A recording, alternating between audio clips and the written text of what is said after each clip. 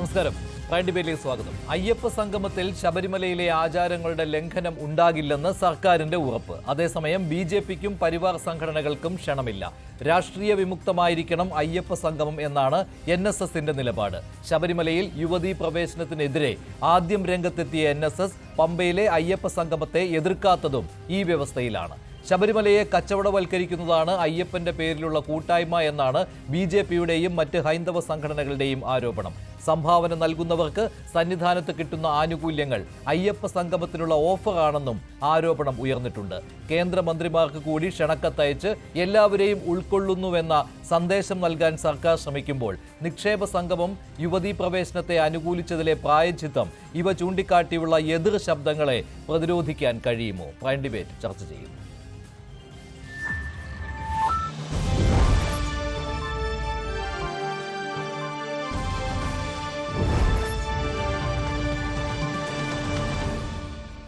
ശബരിമലയിലെ അയ്യപ്പ സംഗമം പമ്പയിൽ നടത്തുവാനാണ് തീരുമാനിച്ചിട്ടുള്ളത്. 3000 പ്രതിനിധികളെ ഉൾപ്പെടുത്തുവാനാണ് തിരുവിതാംകൂർ ദേവസ്വം ബോർഡിന്റെയും സർക്കാരിന്റെയും തീരുമാനം. ഇത് സർക്കാർ ഇടപെട്ട് ശബരിമലയിൽ മറ്റ് രീതിയിലുള്ള കാര്യങ്ങൾ ദേവസ്വം ബോർഡിനെ കൊണ്ട് ചെയ്യിപ്പിക്കുന്നു. അതായത് ഒരു നിക്ഷേപ സംഗമത്തിന്റെ രീതിയിലേക്ക് അയ്യപ്പ സംഗമം മാറുന്നു എന്ന രീതിയിലുള്ള ആരോപണം ഉയർന്നിട്ടുണ്ട് BJPയുടെ ഭാഗത്തു നിന്നും സംഘപരിവാർ സംഘടനകളുടെ ഭാഗത്തു നിന്നും. നേരത്തെ ഉയർന്നിരുന്ന ആരോപണം വിശ്വാസികളല്ലാത്തവരെ പങ്കെടുപ്പിക്കുന്നു എന്നതായിരുന്നു. എന്നാൽ ആചാര ലംഘനം ഉണ്ടാകില്ല എന്നുള്ള സർക്കാരിന്റെ ഉറപ്പുണ്ട്. അതേപോലെ തന്നെ ശബരിമലയിൽ യുവതീ പ്രവേശന പ്രക്ഷോഭ സമയത്ത് അതിൽ മുന്നിൽ നിന്നിരുന്ന NSS സഹകരിക്കും എന്നാണ് പറഞ്ഞിട്ടുള്ളത്. അതിന് കാരണം ആചാര ലംഘനം ഉണ്ടാകില്ല എന്ന സർക്കാരിന്റെ ഉറപ്പ് കൂടിയാണ്. അത്തരത്തിലുള്ള ഉറപ്പ് വിശ്വസിച്ചുകൊണ്ട് തന്നെയാണ് NSS സഹകരിക്കുവാൻ തീരുമാനിച്ചിരിക്കുന്നത്. NSSന്റെ പ്രതിനിധിയും അയ്യപ്പ സംഗമത്തിൽ ഉണ്ടായിരിക്കുന്നതാണ്. മുഖ്യമന്ത്രി കഴിഞ്ഞ ദിവസം ഇതേക്കുറിച്ച് പ്രതികരിച്ചിരുന്നു. വിവാദങ്ങൾക്കുള്ള മറുപടിയായിരുന്നു അദ്ദേഹം നൽകിയത്. ആദ്യം മുഖ്യമന്ത്രിയുടെ ആ പ്രതികരണത്തിലേക്ക്.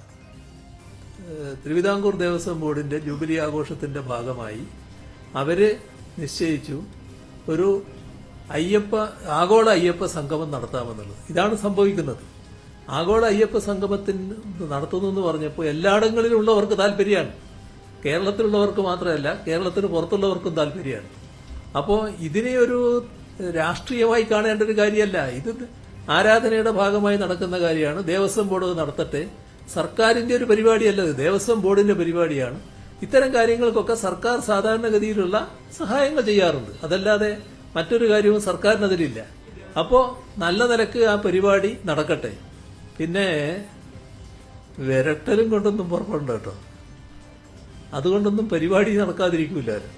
ഇത് രാജീവ് ചന്ദ്രശേഖറിന് കേരളത്തിന്റെ ഒരു ശരിയായ നില അറിയാത്ത ഒരാളാണ്. ഇതായിരുന്നു മുഖ്യമന്ത്രിയുടെ വാക്കുകൾ കഴിഞ്ഞ ദിവസം. അതേസമയം രാഷ്ട്രീയ മുക്തമായിരിക്കണം എന്നുള്ള ഒരു ആവശ്യം NSS ഇന്ന് മുന്നോട്ട് വെച്ചിട്ടും ഉണ്ട്. ഇപ്പോൾ തിരുവിതാംകൂർ ദേവസ്വം ബോർഡ് അംഗം ശ്രീ A. അജികുമാർ, ശ്രീ രാഹുൽ ഈശ്വർ, BHP സംസ്ഥാന ജനറൽ സെക്രട്ടറി ശ്രീ അനിൽ വിളയിൽ, കോൺഗ്രസ് നേതാവ് ശ്രീ റോണി K. ബേബി എന്നിവർ ചേരുകയാണ്. ശ്രീ അനിൽ വിളയിൽ, എന്തുകൊണ്ടാണ് അയ്യപ്പ സംഗമത്തെ നിങ്ങൾ ഇപ്പോഴും എതിർക്കുന്നത്? സർക്കാർ അത് അവിടെ ഒരു രാഷ്ട്രീയ മുക്തമായിരിക്കുമെന്നുള്ള ഉറപ്പ് നൽകിയിട്ടുണ്ട്. അതുപോലെ തന്നെ ആചാര ലംഘനം ഉണ്ടാകില്ല എന്ന് ഉറപ്പ് നൽകിയിരിക്കുന്നു. തിരുവിതാംകൂർ ദേവസ്വം ബോർഡാണ് നടത്തുന്നത് എന്ന കാര്യവും പറഞ്ഞിരിക്കുന്നു. എന്നിട്ട് എന്താണ് ഇത്തരമൊരു എതിർപ്പ് വരുവാനുള്ള കാരണം? ഇപ്പോഴും അതിലൊരു മാറ്റവും വരാത്തത്? തീർച്ചയായിട്ടും ശബരിമലയിൽ അയ്യപ്പന്മാരുടെ അല്ലെങ്കിൽ പമ്പയിൽ നടക്കാൻ പോകുന്ന അയ്യപ്പ സംഗമം, ആ വാക്ക് തന്നെ വളരെ വ്യക്തമാണ്. അയ്യപ്പ ഭക്ത സംഗമം എന്നല്ല ഉദ്ദേശിച്ചിരിക്കുന്നത്. അയ്യപ്പ സംഗമം എന്ന വാക്കാണ് സർക്കാരും ദേവസ്വം ബോർഡും ആ പരിപാടിക്ക് കൊടുത്തിരിക്കുന്നത്. തീർച്ചയായിട്ടും ഞങ്ങൾ ഇതിനെപ്പറ്റിയുള്ള പ്രഖ്യാപനം വന്നപ്പോൾ മുതൽ പൊതുസമൂഹത്തിനോട് വളരെ കൃത്യമായ രീതിയിൽ വെളിപ്പെടുത്തിയ ഒരു സംഭവം, ഇതൊരു അയ്യപ്പ സംഗമമല്ല, അയ്യപ്പ ഇൻവെസ്റ്റേഴ്സ് മീറ്റ് ആണ്, എയിമാണ്. ഇതിന്റെ പിന്നിലുള്ള എയിം എന്ന് പറയുന്നത് സാമ്പത്തികം തന്നെയാണ്.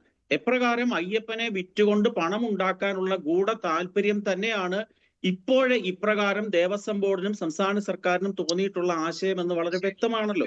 നമ്മൾ ശ്രദ്ധിക്കേണ്ട ഒരു കാര്യം, ബഹുമാനപ്പെട്ട അവതാരകൻ സൂചിപ്പിച്ചതുപോലെ തന്നെ സംസ്ഥാന സർക്കാരിന്റെ ഒരു പദ്ധതി അല്ല ഇത്, ദേവസ്വം ബോർഡിന്റെ ആണ് എന്ന് പറഞ്ഞു.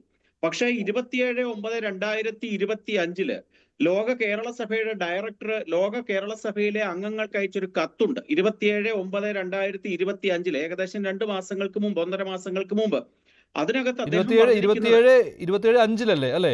27/9/25 അല്ല 27/9 ആയിരിക്കില്ല. 27/5 ആ ക്ഷമിക്കണം, 27/5 അയച്ച ഒരു കത്തിനകത്ത് പറഞ്ഞിരിക്കുന്നത് ലോക കേരള സഭയിലെ അംഗങ്ങളൊക്കെ തന്നെയും ഈ അയ്യപ്പ സംഗമത്തില് പങ്കെടുക്കണമെന്നുള്ളതാണ് അവര് നിർദ്ദേശിച്ചത്. അതേ അയ്യപ്പ ഭക്തസമ്മേളനമല്ല, അയ്യപ്പ സംഗമത്തില് അവരോ അവരുടെ നോമിനികളോ പങ്കെടുക്കണം. അതിന്റെ ഗൂഢലക്ഷ്യമാണ് കഴിഞ്ഞ ദിവസങ്ങളിലൊക്കെ പത്രത്തിൽ പുറത്തു വന്നിരിക്കുന്നത്. ശബരിമലയിലെ അയ്യപ്പ ഭക്തന്മാരെ കച്ചവടച്ചരക്കാക്കിക്കൊണ്ട് 7 കാറ്റഗറിയായി തിരിച്ചിരിക്കുകയാണ്. ഡയമണ്ട്, ഗോൾഡ്, പ്ലാറ്റിനം എന്നൊക്കെ പറഞ്ഞ് 7 കാറ്റഗറി. ഈ 7 കാറ്റഗറിയിലുള്ള അയ്യപ്പ ഭക്തന്മാർക്ക് ആവശ്യമായ എല്ലാവിധമായ സേവനവും ചെയ്തു കൊടുക്കും. നിങ്ങൾ പൈസ തരൂ. സ്വാമി അല്ലാതൊരു ശരണമില്ല അയ്യപ്പ എന്നുള്ളതാണ് ശബരിമലയിൽ പോകുന്ന അയ്യപ്പ ഭക്തന്മാരെല്ലാം വിളിക്കുന്ന മന്ത്രം. ഇപ്പോൾ ഈ ദേവസ്വം ബോർഡും സംസ്ഥാന സർക്കാരും പറയുന്നത് പണമല്ലാതൊരു ശരണമില്ല അയ്യപ്പ, പണമാണ് അല്ല, ഞങ്ങളുടെ പ്രധാന. വികസന കാര്യങ്ങൾ, ശബരിമലയുടെ വികസന കാര്യങ്ങൾ ചർച്ച ചെയ്യും, മാസ്റ്റർ പ്ലാൻ ചർച്ച ചെയ്യും, ഇതൊക്കെ അതിൽ ഉൾപ്പെട്ടിട്ടുള്ളതാണ്. ശബരിമലയുടെ വരുമാനം കൂട്ടലും അതിൽ ലക്ഷ്യമാണ്. കാരണം മറ്റ് ക്ഷേത്രങ്ങൾ, തിരുവിതാംകൂർ ദേവസ്വം ബോർഡിന്റെ കീഴിലുള്ള മറ്റ് ക്ഷേത്രങ്ങളിൽ വരുമാനം സ്വന്തമായിട്ടുള്ളവ വളരെ കുറച്ച് മാത്രമേ ഉള്ളൂ. അപ്പോൾ ശബരിമലയിലെ വരുമാനമാണ് മറ്റു ക്ഷേത്രങ്ങൾക്കും ഒരു ആശ്രയം. അപ്പോൾ വരുമാനം കൂട്ടണമെന്നുള്ളത് ലക്ഷ്യം തന്നെയാണ്. അന്ന് തിരുവിതാംകൂർ ദേവസ്വം ബോർഡ് പ്രസിഡന്റ് പറഞ്ഞിട്ടുണ്ട്. പക്ഷേ താങ്കൾ ഈ പറയുന്ന പോലെ എന്തോ ഇൻവെസ്റ്റേഴ്സ് മീറ്റ് നടത്തുന്നു എന്നതിനെ സാധൂകരിക്കാൻ എന്താണുള്ളത്? താങ്കളൊരു ഈ ഭക്തരെ തരംതിരിച്ചുകൊണ്ട് ചില കാര്യങ്ങൾ ചെയ്യുന്നു എന്ന് പറഞ്ഞതിൽ വ്യക്തത വന്നിട്ടില്ല. ഇന്നത്തെ മാധ്യമങ്ങളൊക്കെ തന്നെ റിപ്പോർട്ട് ചെയ്തൊരു വാർത്തയാണല്ലോ. ആഗോള അയ്യപ്പ സംഗമത്തിന്റെ ഗൂഢലക്ഷ്യം ശബരിമലയെ വിൽക്കുക എന്നുള്ളതാണ്. ശബരിമലയിലെ അയ്യപ്പനെ ഒരു ബ്രാൻഡായി ചിത്രീകരിച്ചുകൊണ്ട് നിങ്ങൾ കടന്നു വരൂ, നിങ്ങൾക്ക് വേണ്ട എല്ലാവിധ സഹായ സഹകരണവും ചെയ്തു തരാം. നമ്മൾ ശ്രദ്ധിക്കേണ്ട ഒരു കാര്യമുണ്ട്. കേരളം ഭരിക്കുന്ന ഒരു കമ്മ്യൂണിസ്റ്റ് മന്ത്രിസഭയാണ്. ഈ ദേവസ്വം ബോർഡ് ഇപ്പോൾ ഈ ചർച്ചയിൽ പങ്കെടുക്കുന്ന എന്റെ സുഹൃത്തായ അജികുമാർ ഉൾപ്പെടെയുള്ള ദേവസ്വം ബോർഡ് മെമ്പർമാരെല്ലാം തന്നെ കമ്മ്യൂണിസ്റ്റ് മാർക്സിസ്റ്റ് ആശയങ്ങളുള്ള ആൾക്കാർ തന്നെയാണ്. അവരുടെ അടിസ്ഥാനപരമായ പ്രമാണം എന്താണ്? ഹാവ്സും ഹാവ് നോട്ട്സും, ഉള്ളവനും ഇല്ലാത്തവനും, അല്ലെങ്കിൽ ക്ലാസ്ലെസ് സൊസൈറ്റി എന്നുള്ളതാണ് കമ്മ്യൂണിസ്റ്റ് പ്രസ്ഥാനത്തിന്റെ ആപ്തവാക്യം. ഇവിടെ അയ്യപ്പ ഭക്തന്മാരെ തന്നെ ക്ലാസ് ആയിട്ട് തിരിക്കുകയാണ്. പണം കൊടുക്കുന്നതിന്റെ അടിസ്ഥാനത്തിൽ ഡയമണ്ട് ഭക്തന്മാര്, പണം കൊടുക്കുന്നതിന്റെ അഭിപ്രായത്തിൽ പ്ലാറ്റിനം ഭക്തന്മാര്, ഗോൾഡ് ഭക്തന്മാര് എന്നൊക്കെ തിരിച്ചുകൊണ്ട് നിങ്ങൾ അവിടെ വന്ന് നിൽക്കൂ. 5 ദിവസം നിങ്ങൾക്ക് എല്ലാവിധ സ്വാതന്ത്ര്യവും ഞങ്ങൾക്കുണ്ടാവും. ബഹുമാനപ്പെട്ട കേരള ഹൈക്കോടതി പോലും VIP ദർശനം വിലക്കിയിരിക്കുന്ന ഒരു കാലഘട്ടമാണിത്. ആ VIP ദർശനത്തിനെ മറ്റൊരു രൂപത്തിൽ അവതരിപ്പിച്ചുകൊണ്ട് ശബരിമലയിലേക്ക് വരുമാനം കൂട്ടേണ്ട യാതൊരു സാഹചര്യവും നിലവിലില്ല. മറുപടി അഡ്വക്കേറ്റ് എ അജികുമാർ നൽകും. തിരുവിതാംകൂർ ദേവസ്വം ബോർഡ് അംഗമാണ് അദ്ദേഹം. ശ്രീ അജികുമാർ, ഇദ്ദേഹം നമ്മുടെ അനിൽ വിളയിൽ ചൂണ്ടിക്കാണിക്കുന്ന കാര്യം എന്ന് പറയുന്നത് 1 ലക്ഷം മുതൽ 3 കോടി രൂപ വരെ സംഭാവന ചെയ്യുന്ന ഭക്തർക്ക് ഓരോ കാറ്റഗറിയായി തിരിച്ചുകൊണ്ട് ഇപ്പോൾ 1 ലക്ഷം മുതൽ 10 ലക്ഷം വരെ പണം നൽകുന്നവർക്ക് മണ്ഡലപൂജ, മകരവിളക്ക് ദിവസം ഒഴികെ വർഷത്തിൽ 5 ദിവസം ശബരിമലയിൽ താമസിക്കുന്നതിന് മുറി ബുക്ക് ചെയ്യുന്നതിന് മുൻഗണന, പിന്നെ അതുപോലെയുള്ള കാര്യങ്ങൾ. അതുപോലെ 3 കോടിക്ക് മുകളിലാണെങ്കിൽ ഇത് കൂടുതൽ സൗകര്യം കിട്ടും. അത് മേൽ സൂചിപ്പിച്ച പരിഗണനകളെല്ലാം സ്പോൺസർഷിപ്പ് നൽകി 10 വർഷ കാലാവധിയിലേക്ക് മാത്രമാക്കി നിജപ്പെടുത്തുന്നു. പ്രിവിലേജ് കാർഡുള്ള സ്പോൺസർമാർ ശബരിമലയിൽ എത്തിയാൽ അവർക്കുള്ള പരിഗണന നൽകുന്നതിന് ശബരിമല എക്സിക്യൂട്ടീവ് ഓഫീസറെ ചുമതലപ്പെടുത്തും. അപ്പോൾ ഈ കാര്യങ്ങൾ ഈ അയ്യപ്പ സംഗമം കൂടി ലക്ഷ്യമിട്ടുള്ളതാണോ? ഇതാണല്ലോ ഇപ്പോൾ ഒരു പരാതിയായിട്ട് വന്നിരിക്കുന്നത്. ഇപ്പോൾ അനിൽ വിളയിൽ പറഞ്ഞതും ഈ കാര്യമാണ്. അതാണ് ഇൻവെസ്റ്റേഴ്സ് മീറ്റായി മാറ്റുന്നു എന്ന് പറയുന്നതിന് കാരണം. അങ്ങനെയാണോ? അതെന്താണ് അതിനുള്ള ക്ലാരിഫിക്കേഷൻ? എന്റെ സുഹൃത്ത് അനിൽ വിളയിൽ ഈ ചർച്ചയിൽ പങ്കെടുത്ത് ചില വാക്കുകൾ ഉപയോഗിച്ചപ്പോ ഈ വല്ലാത്ത അത്ഭുതമാണ് തോന്നിയത്. അയ്യപ്പനെ വിൽക്കാൻ പോവുക എന്നൊക്കെ പറഞ്ഞാൽ അത് ഇച്ചിരി കടന്ന വാക്കായിപ്പോയി എന്ന് മാത്രമേ ഞാൻ പറയുന്നുള്ളൂ. അങ്ങനെയൊന്നും അത്രയൊക്കെ പറയാമോ? പറയാൻ പാടില്ല എന്നാണ് എന്റെ അഭിപ്രായം. ഞങ്ങൾ ഇങ്ങനെ ഒരു അയ്യപ്പ സംഗമത്തെ എന്തിനാണ് വിവാദങ്ങളിലേക്ക് വലിച്ചിഴക്കുന്നതെന്ന് എത്ര ആലോചിച്ചിട്ടും മനസ്സിലാവുന്നില്ല. തിരുവിതാംകൂർ ദേവസ്വം ബോർഡിന്റെ രൂപീകൃതമായിട്ട് 7.5 പതിറ്റാണ്ട് പിന്നിടുകയാണ്.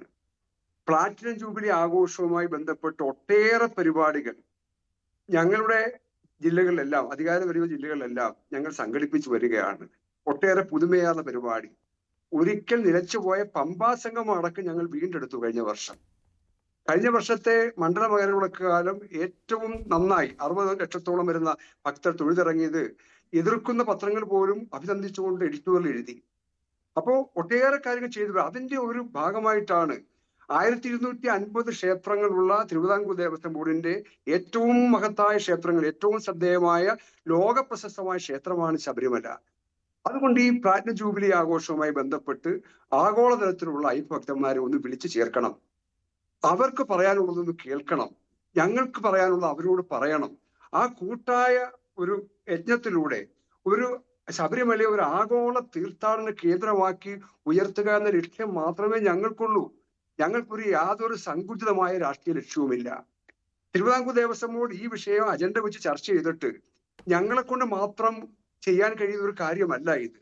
സ്വാഭാവികമായും നമുക്കറിയാം, നേരത്തെ സൂചിപ്പിച്ച പോലെ മണ്ഡലകാലം വിജയിച്ചത് ഗവൺമെന്റിന്റെ നേരിട്ടുള്ള സഹായം, 26 ഡിപ്പാർട്ട്മെന്റുകളുടെ അക്ഷീണമായിട്ടുള്ള പരിശ്രമം, കൂട്ടായ ഈ പ്രവർത്തനം അതുകൊണ്ടാണ് ഉണ്ടായത്. പോലീസ് അടക്കം, വിവിധ ഹെൽത്തും പോലീസും ഫയർഫോഴ്സും അടക്കം, അതിന്റെ വിശദാംശങ്ങളിലേക്ക് ഞാൻ പോകുന്നില്ല. അവരുടെ സഹായം ഞങ്ങൾ രേഖാമൂലം അഭ്യർത്ഥിച്ചു. അതിനുശേഷമാണ് ഗവൺമെന്റ് ആ അജണ്ട വെച്ച് ചർച്ച ചെയ്തിട്ട് ഈ രൂപത്തിലേക്ക് സഹായിക്കാൻ വേണ്ടി തീരുമാനിച്ചത്. പക്ഷേ ശ്രീ അജികുമാർ, ഇത്രയും പണം മുടക്കി എന്തായാലും ഒരു പണച്ചെലവുണ്ടല്ലോ, ഇത്രയും പ്രതിനിധികളെ കൊണ്ടുവരുന്നു, ഇതിനെല്ലാം ഒരു പണച്ചെലവുണ്ട്. അതിൽ 3000 പ്രതിനിധികളിൽ 500ഓളം പ്രതിനിധികൾ വിദേശത്ത് നിന്നായിരിക്കും. നേരത്തെ ശബരിമലയിൽ വെർച്വൽ ക്യൂ വഴി ബുക്ക് ചെയ്യുവാൻ പാസ്പോർട്ട് കാണിച്ച ആളുകൾ, പാസ്പോർട്ട് രേഖയായി കാണിച്ചവരുടെ വിവരങ്ങൾ ശേഖരിച്ച് അവർക്ക് ക്ഷണക്കത്തയച്ച് അവരെ കൊണ്ടുവരുന്നു എന്നുള്ളതാണല്ലോ. ഏതാണ്ട് 15,000-ഓളം ആളുകൾ അങ്ങനെ ശബരിമല ദർശനം നടത്തിയിട്ടുണ്ട് കഴിഞ്ഞ വർഷങ്ങളിൽ. അതിൽ നിന്ന് ഏതാണ്ട് 500 പേരെ തെരഞ്ഞെടുത്ത് അവരെ കൊണ്ടുവരുന്നുണ്ട് വിദേശത്ത് നിന്ന്. അതുകൂടാതെ രാജ്യത്തിന്റെ മറ്റു ഭാഗങ്ങളിൽ നിന്നും കേരളത്തിൽ നിന്നുമുള്ള പ്രതിനിധികളെ ക്ഷണിച്ചു വരുത്തുകയാണ്. കേന്ദ്രമന്ത്രിമാരും ഈ കൂട്ടത്തിൽ ഉൾപ്പെടുത്തുന്നുണ്ട്. അപ്പോൾ ഇതാണല്ലോ അതിന്റെ ഒരു സ്ട്രക്ചർ എന്ന് പറയുന്നത്. അപ്പോൾ ഇത്രയും പണം മുടക്കി ഇങ്ങനെ ഒരു അയ്യപ്പ സംഗമം നടത്തിയിട്ട് അതിന്റെ ലക്ഷ്യം എന്താണ്? ഇപ്പോൾ ഇദ്ദേഹം പറയുന്നത്, ഇപ്പോൾ അരിമുളയിൽ പറഞ്ഞത് ഇതൊരു ഇൻവെസ്റ്റേഴ്സ് മീറ്റ് ആണ്, പണപ്പിരിവ് ലക്ഷ്യം വെക്കുകയാണ്. മെയ് മാസത്തിൽ തന്നെ ഇങ്ങനെ ഒരു സന്ദേശം ലോക കേരള സഭാ പ്രതിനിധികൾക്ക് നൽകിയിരുന്നതാണ് എന്നൊക്കെയാണ്. അതോടൊപ്പമാണ് ഈ പറയുന്ന സർക്കുലർ പുറത്തു വന്നത്, ദേവസ്വം ബോർഡിൻ്റെതായിട്ട് വന്നിട്ടുണ്ടല്ലോ, ഡയമണ്ട്, പ്ലാറ്റിനം, ഗോൾഡ്, നോർമൽ, അങ്ങനെയുള്ള പദ്ധതികൾ. ഞാൻ പറയാം. ഇന്ന് ദേവസ്വം ബോർഡിന്റെ പ്രസ്താവന വായിച്ചിട്ടുള്ളവർക്ക് അറിയാം, ഇതുമായി ബന്ധപ്പെട്ട് ദേവസ്വം ബോർഡ് നാളിതുവരെ ഒരു തീരുമാനവും എടുത്തിട്ടില്ല. തിരുപ്പതി മോഡലിൽ ഇങ്ങനെ കാർഡ് വിതരണം ചെയ്യണം എന്നുള്ള നിർദ്ദേശം വന്നിട്ടുണ്ട്. ആ ദേവസ്വം ബോർഡ് ചർച്ച ചെയ്തിട്ടില്ല. നിർദ്ദേശം മാത്രമാണത്. അത് ആഗോള അയ്യപ്പ സംഘവുമായി ബന്ധപ്പെട്ടല്ല, ശബരിമലയുടെ വികസനവുമായി ബന്ധപ്പെട്ട് വന്നൊരു പ്രപ്പോസൽ. ക്രിസ്റ്റൽ ക്ലിയർ ആയിട്ട് ദേവസ്വം ബോർഡിന്റെ പ്രസിഡന്റ് എല്ലാ പ്രൊസീജിയേഴ്സിൽ നിന്ന് വന്നിട്ടുണ്ട്. അങ്ങനെ കൊടുത്തിരിക്കുന്നത് അല്ല, ഞങ്ങൾ തീരുമാനിച്ചിട്ടില്ല അങ്ങനെ ചെയ്യാൻ വേണ്ടിയിട്ട്. പിന്നെ ഈ ഇൻവെസ്റ്റേഴ്സ് മീറ്റ് എന്നുള്ള ഇവിടെ സാങ്കത്യം എന്താന്ന് എനിക്ക് മനസ്സിലായി. അങ്ങനെ ഒരു സാമ്പത്തിക കാര്യങ്ങൾ പറയുകയോ അങ്ങനെ ഒരു പ്രപ്പോസൽ വെക്കുകയില്ല. ഞങ്ങൾ ചെയ്യാൻ പോകുന്നത് എന്താ? ഞങ്ങൾ ചെയ്യാൻ പോകുന്നത് ശബരിമലയുടെ വികസനവുമായി ബന്ധപ്പെട്ട ഒരു പുതിയ മാനം അതിന് നൽകുക. അത് ഞങ്ങൾ അവതരിപ്പിക്കും, ഒരു രൂപരേഖ അവതരിപ്പിക്കും. ഇപ്പൊ ശബരിമല എയർപോർട്ട്, ഓൾറെഡി ഒരു രൂപരേഖയുണ്ട്, ഒരു മാസ്റ്റർ പ്ലാൻ അംഗീകരിക്കപ്പെട്ടതാണല്ലോ. ഒരു മാസ്റ്റർ പ്ലാൻ ഉണ്ടല്ലോ, കയ്യിലൊരു മാസ്റ്റർ പ്ലാൻ ഉണ്ടല്ലോ, അംഗീകരിച്ച മാസ്റ്റർ പ്ലാൻ. അതെ, അതും മാസ്റ്റർ പ്ലാനുമായി കണക്ട് ചെയ്ത് ശബരിമലയുടെയും അനുബന്ധ പ്രദേശങ്ങളുടെയും സമഗ്രമായ വികസനത്തിന് എന്തെല്ലാം ചെയ്യണം എന്നുള്ള കാര്യങ്ങൾ ഞങ്ങൾ ഒരു സംവാദത്തിന് വെക്കുകയാണ്. അല്ല, ഞാൻ പറയട്ടെ, അപ്പോൾ ഈ വരുന്ന 3000 പേർ അവരാരാണ്? ഈ വരുന്ന 3000 പേർ അവർ അയ്യപ്പ ഭക്തർ എന്ന രീതിയിലാണോ അവരെ തിരഞ്ഞെടുത്തിരിക്കുന്നത്? അതെങ്ങനെയാണ് അതിന്റെ ഒരു, പിന്നെ അതിന്റെ ഒരു സമിതി ഉണ്ടല്ലോ, അത് രാഷ്ട്രീയത്തിന് അതീതമല്ലല്ലോ, രാഷ്ട്രീയക്കാരും ഉൾപ്പെടുന്നതല്ലേ ഈ സമിതി എന്ന് പറയുന്നത്? ഇപ്പോൾ NSS പറഞ്ഞിട്ടുണ്ട് രാഷ്ട്രീയ മുക്തമായിരിക്കണമെന്ന്, അതുകൊണ്ട് സഹകരിക്കുന്നു എന്നാണ്. പ്രതിപക്ഷ നേതാവ്, അതിൽ രക്ഷാധികാരികൾ ഒരാൾ ഉൾപ്പെടുത്തിയിട്ടുണ്ട്. ഞങ്ങൾ പ്രതിപക്ഷ നേതാവ് എല്ലാവരെയും കൂട്ടിയോജിപ്പിച്ച് എല്ലാവരെയും ചേർത്ത് പിടിച്ച് ഈ ശബരിമലയിലെ ശബരിമലയെ ബന്ധപ്പെട്ട നമ്മുടെ അയ്യപ്പ സംഘം വിജയിപ്പിക്കാൻ ഞങ്ങൾ പരിശ്രമിക്കുന്നത്. ഒരു സങ്കുചിതമായ കക്ഷി രാഷ്ട്രീയവും ഞങ്ങൾ കാണുന്നില്ല. പക്ഷെ മറ്റു പലരും അത് കാണുന്നു എന്നുള്ളതാണ്. അവരാണ് ഇത് ഈ പറഞ്ഞ പോലെ ഒരു വല്ലാത്ത രൂപത്തിലേക്ക് ഇതിനെ കൊണ്ടുപോകുന്നത്. അതിലുള്ള ഞങ്ങളുടെ ഒരു ആശങ്ക പങ്കിടാൻ വേണ്ടി ഞാൻ ഈ ഉപയോഗപ്പെടുത്തുക. പിന്നെ ഒരു കാര്യം, 3000 പേരെ തെരഞ്ഞെടുത്തു എന്ന് പറഞ്ഞിരിക്കുന്നുണ്ട്. ആ 3000 പേരെ ഇപ്രകാരം തെരഞ്ഞെടുക്കാനുള്ള മാനദണ്ഡം എന്താണെന്ന് പൊതുസമൂഹത്തിനെ ബോധ്യപ്പെടുത്താനുള്ള ഒരു പ്രാപ്തി നിങ്ങൾക്കുണ്ടോ? ഈ 3000 പേരെ എങ്ങനെയാണ് തിരിച്ചറിഞ്ഞത്? ഈ 3000 പേരാണ് യഥാർത്ഥ അയ്യപ്പ ഭക്തന്മാർ എന്ന് താങ്കൾക്കും താങ്കൾ ഉൾപ്പെടുന്ന ബോർഡിനും എപ്രകാരമുള്ള വിലയിരുത്തലിന്റെ അടിസ്ഥാനത്തിൽ മനസ്സിലായി? ഈ 3000 പേര് ആരൊക്കെയാണ്? അതിനകത്ത് കൊള്ളക്കാരുണ്ടോ? അല്ലെങ്കിൽ അന്താരാഷ്ട്ര തലത്തിൽ ഏതെങ്കിലും കേസുകളിൽ പ്രതിയായിട്ടുള്ളവരുണ്ടോ? ഏതെങ്കിലും തരത്തിലുള്ള അസാൻമാർഗീയ ജീവിതം നയിക്കുന്നവരുണ്ടോ? തീവ്രവാദ സ്വഭാവമുള്ളവരുണ്ടോ? ഈ 3000 പേരുടെ മാനദണ്ഡം എന്താണ്? ഈ കേരളത്തിൽ തന്നെ ധാരാളം അയ്യപ്പ ഭക്ത സംഘങ്ങളുണ്ട്. അതിന്റെ പ്രതിനിധികളെയോ അല്ലെങ്കിൽ അയ്യപ്പന്റെ ആചാര സംരക്ഷണത്തിന് വേണ്ടി തെരുവിലിറങ്ങി കേസുകളിൽ പ്രതിയായ ആയിരക്കണക്കിന് വിശ്വാസികളുള്ള ഒരു സമൂഹമാണ് കേരളം. അവരെ ആരെയെങ്കിലും ഒന്ന് വിളിക്കാൻ സാധിക്കുന്നുണ്ടോ? നിങ്ങൾ വിളിച്ചിരിക്കുന്ന ആൾക്കാര് പണച്ചാക്കുകൾ, ഞാൻ നേരത്തെ സൂചിപ്പിച്ച പണമുള്ളവനെയാണ് നിങ്ങൾ വിളിക്കുന്നത്. അതെങ്ങനെ അറിഞ്ഞു? അങ്ങനെ ഒരു വിവരം പുറത്തു വന്നിട്ടുണ്ടോ? അങ്ങനെ ആരൊക്കെയാണ്? ശ്രീ അജികുമാർ, അതിന് വ്യക്തത വരുത്താൻ പറ്റുമോ? ആരൊക്കെയാണ് പങ്കെടുക്കുന്നത്? ഇപ്പോൾ ആകെ ദേവസ്വം ബോർഡിന്റേതായിട്ട് റിലീസ് വന്നിരിക്കുന്നത് ആ ഒരു സമിതി ഉണ്ടാക്കിയിട്ടുണ്ടല്ലോ, താങ്കൾ പറഞ്ഞ പോലെ അതെ. രക്ഷാധികാരികളും ഒക്കെ ആയിട്ടുള്ള ഒരു സമിതി ഉണ്ടാക്കിയിട്ടുണ്ടല്ലോ ഞാൻ ഇതിന്റെ പ്രവർത്തനത്തിന്. അത് ചോദിക്കുന്നത് മാത്രമേ അതല്ല. ഉള്ളൂ വെളിയിൽ ആദ്യം വന്നിട്ടുള്ളൂ. പറഞ്ഞു എന്റെ സുഹൃത്ത് അനിൽ ആദ്യം പറഞ്ഞു ഇത് ഒരു ആഗോള ഇൻവെസ്റ്റേഴ്സ് മീറ്റ് ആണെന്ന് ആദ്യം പറഞ്ഞു. ഇപ്പോ സെലക്ഷൻ പ്രോസസ്സിലുള്ള അവ്യക്തത ഏതെങ്കിലും ഉറച്ചു നിൽക്ക്. ആശങ്ക എവിടെയാ? ഞാൻ പറഞ്ഞുതരാം. ഒരു ആശങ്കയ്ക്കും വകയില്ല. കഴിഞ്ഞ 3 വർഷമായി 2 പ്രാവശ്യമെങ്കിലും ശബരിമല ദർശനത്തിനായി എത്തിയിട്ടുള്ള അയ്യപ്പന്മാരെ അടക്കം ഒരു ക്രൈറ്റീരിയ വെച്ചുകൊണ്ടാണ് ഞങ്ങൾ സെലക്ഷൻ പ്രോസസ്സിലേക്ക് പോകുന്നത്. ഇതിനകത്ത് കോടീശ്വരന്മാരോ അങ്ങനെ കാറ്റഗറൈസ് ചെയ്യാൻ ഞങ്ങൾ ആഗ്രഹിക്കുന്നില്ല. ഞങ്ങൾ എല്ലാ സംസ്ഥാനങ്ങളിലെയും മുഖ്യമന്ത്രിമാരെയും, പ്രത്യേകിച്ച് ദക്ഷിണേന്ത്യ സംസ്ഥാനങ്ങളിൽ മുഖ്യമന്ത്രിമാരെ വിളിക്കുന്നു, ദേവസ്വം മന്ത്രിമാരെ വിളിക്കുന്നു, നമ്മുടെ ആത്മീയ നേതാക്കന്മാരെ ഞങ്ങൾ വിളിക്കുന്നു. അവർ വിളിക്കുക. അത് മാത്രമല്ല, വിദേശ നയതന്ത്ര പ്രതിനിധികളെ ഞങ്ങൾ വിളിക്കുന്നു. അവരെല്ലാം വിളിക്കുക. എല്ലാ ഇതുമായി ബന്ധപ്പെട്ട് നിൽക്കുന്ന എല്ലാ സംഘടനയും ഉൾപ്പെടുത്തി ഞങ്ങൾ പോകത്തുള്ളൂ. അതിലെ പ്രവർത്തനമാണ് നടന്നു വരുന്നത്. ആരെയും ഒഴിച്ചു നിർത്താൻ വേണ്ടി ഞങ്ങൾ ആഗ്രഹിക്കുന്നില്ല. ബിജെപിയെയും സംഘപരിവാർ സംഘടനകളെയും ഒഴിച്ചു നിർത്തുന്നുണ്ടോ? അവരുണ്ടാവുകയില്ല എന്നാണ്. അവരെ ക്ഷണിച്ചിട്ടുണ്ടോ? ആരെയും ഒഴിച്ചു നിർത്തുന്നില്ല. ഞാൻ വേറൊരു കാര്യം പറയും. ഇവിടെ വിഷയം എന്താ? ശബരിമല തിരുവിതാംകൂർ ദേവസ്വം ബോർഡിന്റെ അധീനതയിലുള്ള മഹാക്ഷേത്രമാണ് ശബരിമല. അവിടെ ഒരു അയ്യപ്പ സംഗമം ഞങ്ങൾ സംഘടിപ്പിക്കുമ്പോ അത് സംഘടിപ്പിക്കാൻ നിങ്ങൾക്ക് എന്താണ് അധികാരം എന്നുള്ള ചോദ്യമാണ് ഞങ്ങൾക്ക് നേരെ ഉയർത്തുന്നത്. ഞാൻ ചോദിക്കുന്നത്, ഞങ്ങളല്ലാതെ ആരാണ് ഇത് ചെയ്യേണ്ടത്? ഈ ദേവസ്വം ബോർഡ് അല്ലാതെ ആരാണ് ഇത് ആധികാരികമായി ചെയ്യാൻ അർഹതയുള്ളത്? അവകാശപ്പെടുന്ന ആരാണ്? വേറെ ആരെങ്കിലും ആണോ? അപ്പോ ഒരു ആശങ്കയ്ക്കും വക വേണ്ട. ഞങ്ങൾ വളരെ ക്രിസ്റ്റൽ ക്ലിയർ ആയിട്ട് മാനദണ്ഡം ഉണ്ടാക്കി ഈ കാര്യങ്ങൾ ചെയ്യും. ഒരു ആശങ്കയ്ക്കും വക വേണ്ട. ഞാൻ നേരത്തെ സൂചിപ്പിച്ച പോലെ ദയവേദി ഇൻവെസ്റ്റേഴ്സ് മീറ്റ് എന്നൊക്കെ പറഞ്ഞ് ഇതിന്റെ ശോഭ കെടുത്താൻ വേണ്ടിയിട്ട് പരിശ്രമിക്കരുത്. അങ്ങനെ യാതൊരു കാര്യവുമില്ല. പിന്നെ വരുമാനം കൂട്ടൽ ലക്ഷ്യമാണോ അല്ലയോ? വരുമാനം കൂട്ടൽ, ശബരിമലയുടെ വരുമാനം കൂട്ടൽ ലക്ഷ്യമാണോ അല്ലയോ? ഞാൻ പറയാം. പലരും അയ്യപ്പനെ അവിടെ വ്യവസായത്തിൽ ഒരു പാർട്ണറായി കാണുന്നുണ്ട്. അവർ 4 പേര് പാർട്ണർ ആണെങ്കിൽ 5ാമത്തെ പാർട്ണർ അയ്യപ്പനായി കാണുന്ന എത്രയോ വിദേശ ഭക്തന്മാരുണ്ട്, അയ്യപ്പ ഭക്തന്മാരുണ്ട്.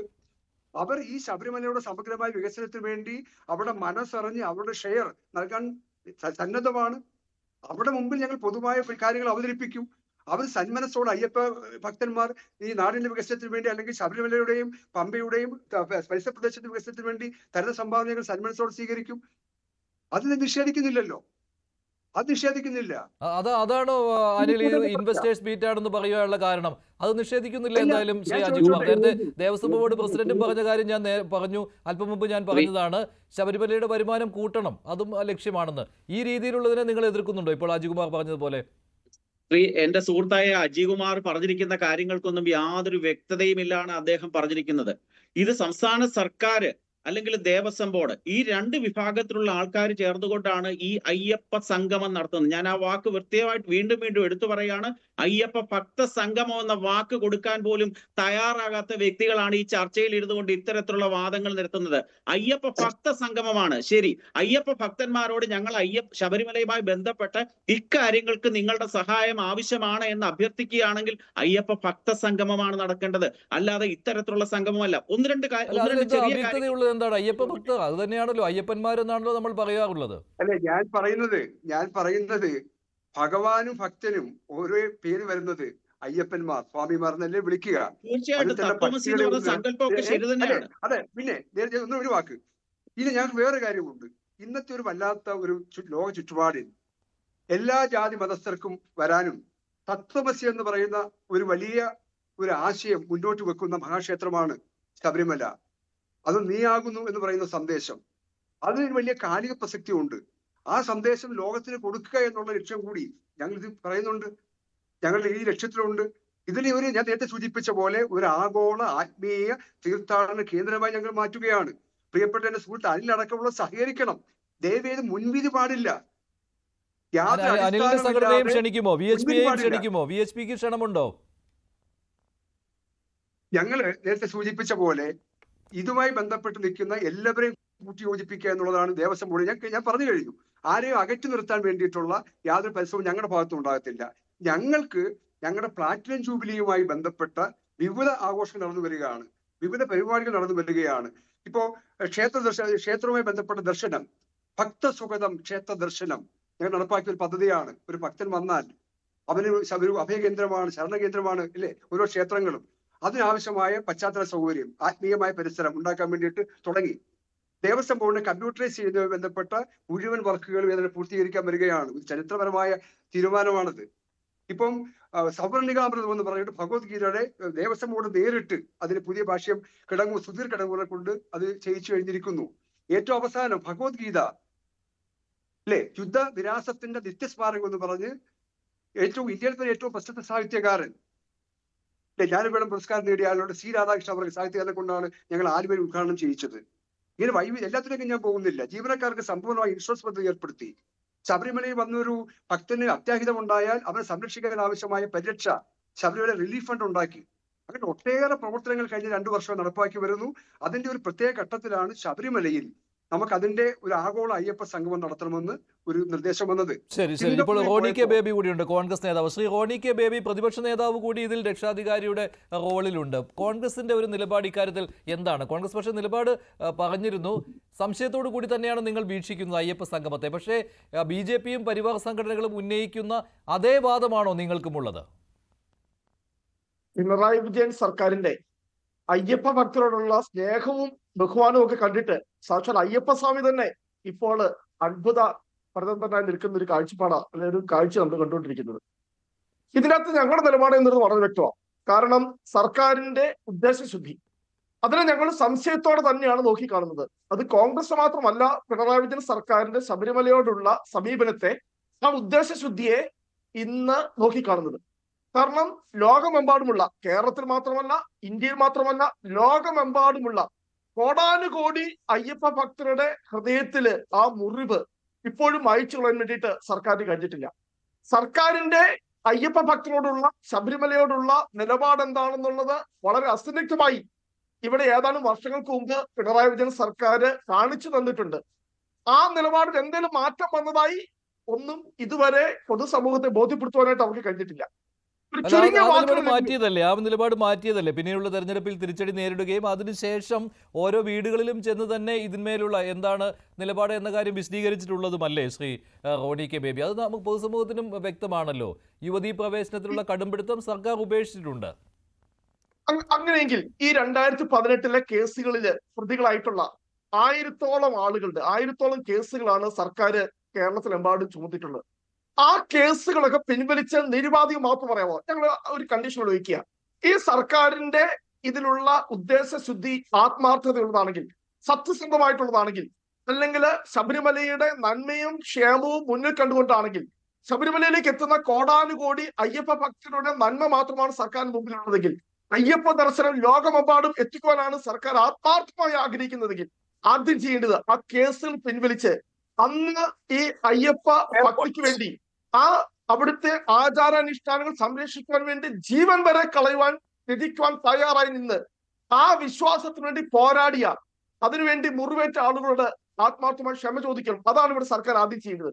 പക്ഷേ ഒരു പരാമർശവും രാഹുലുമുണ്ട്. രാഹുലിനെതിരെ ഇപ്പോഴും കേസുണ്ട്. രാഹുൽ എന്താണ്?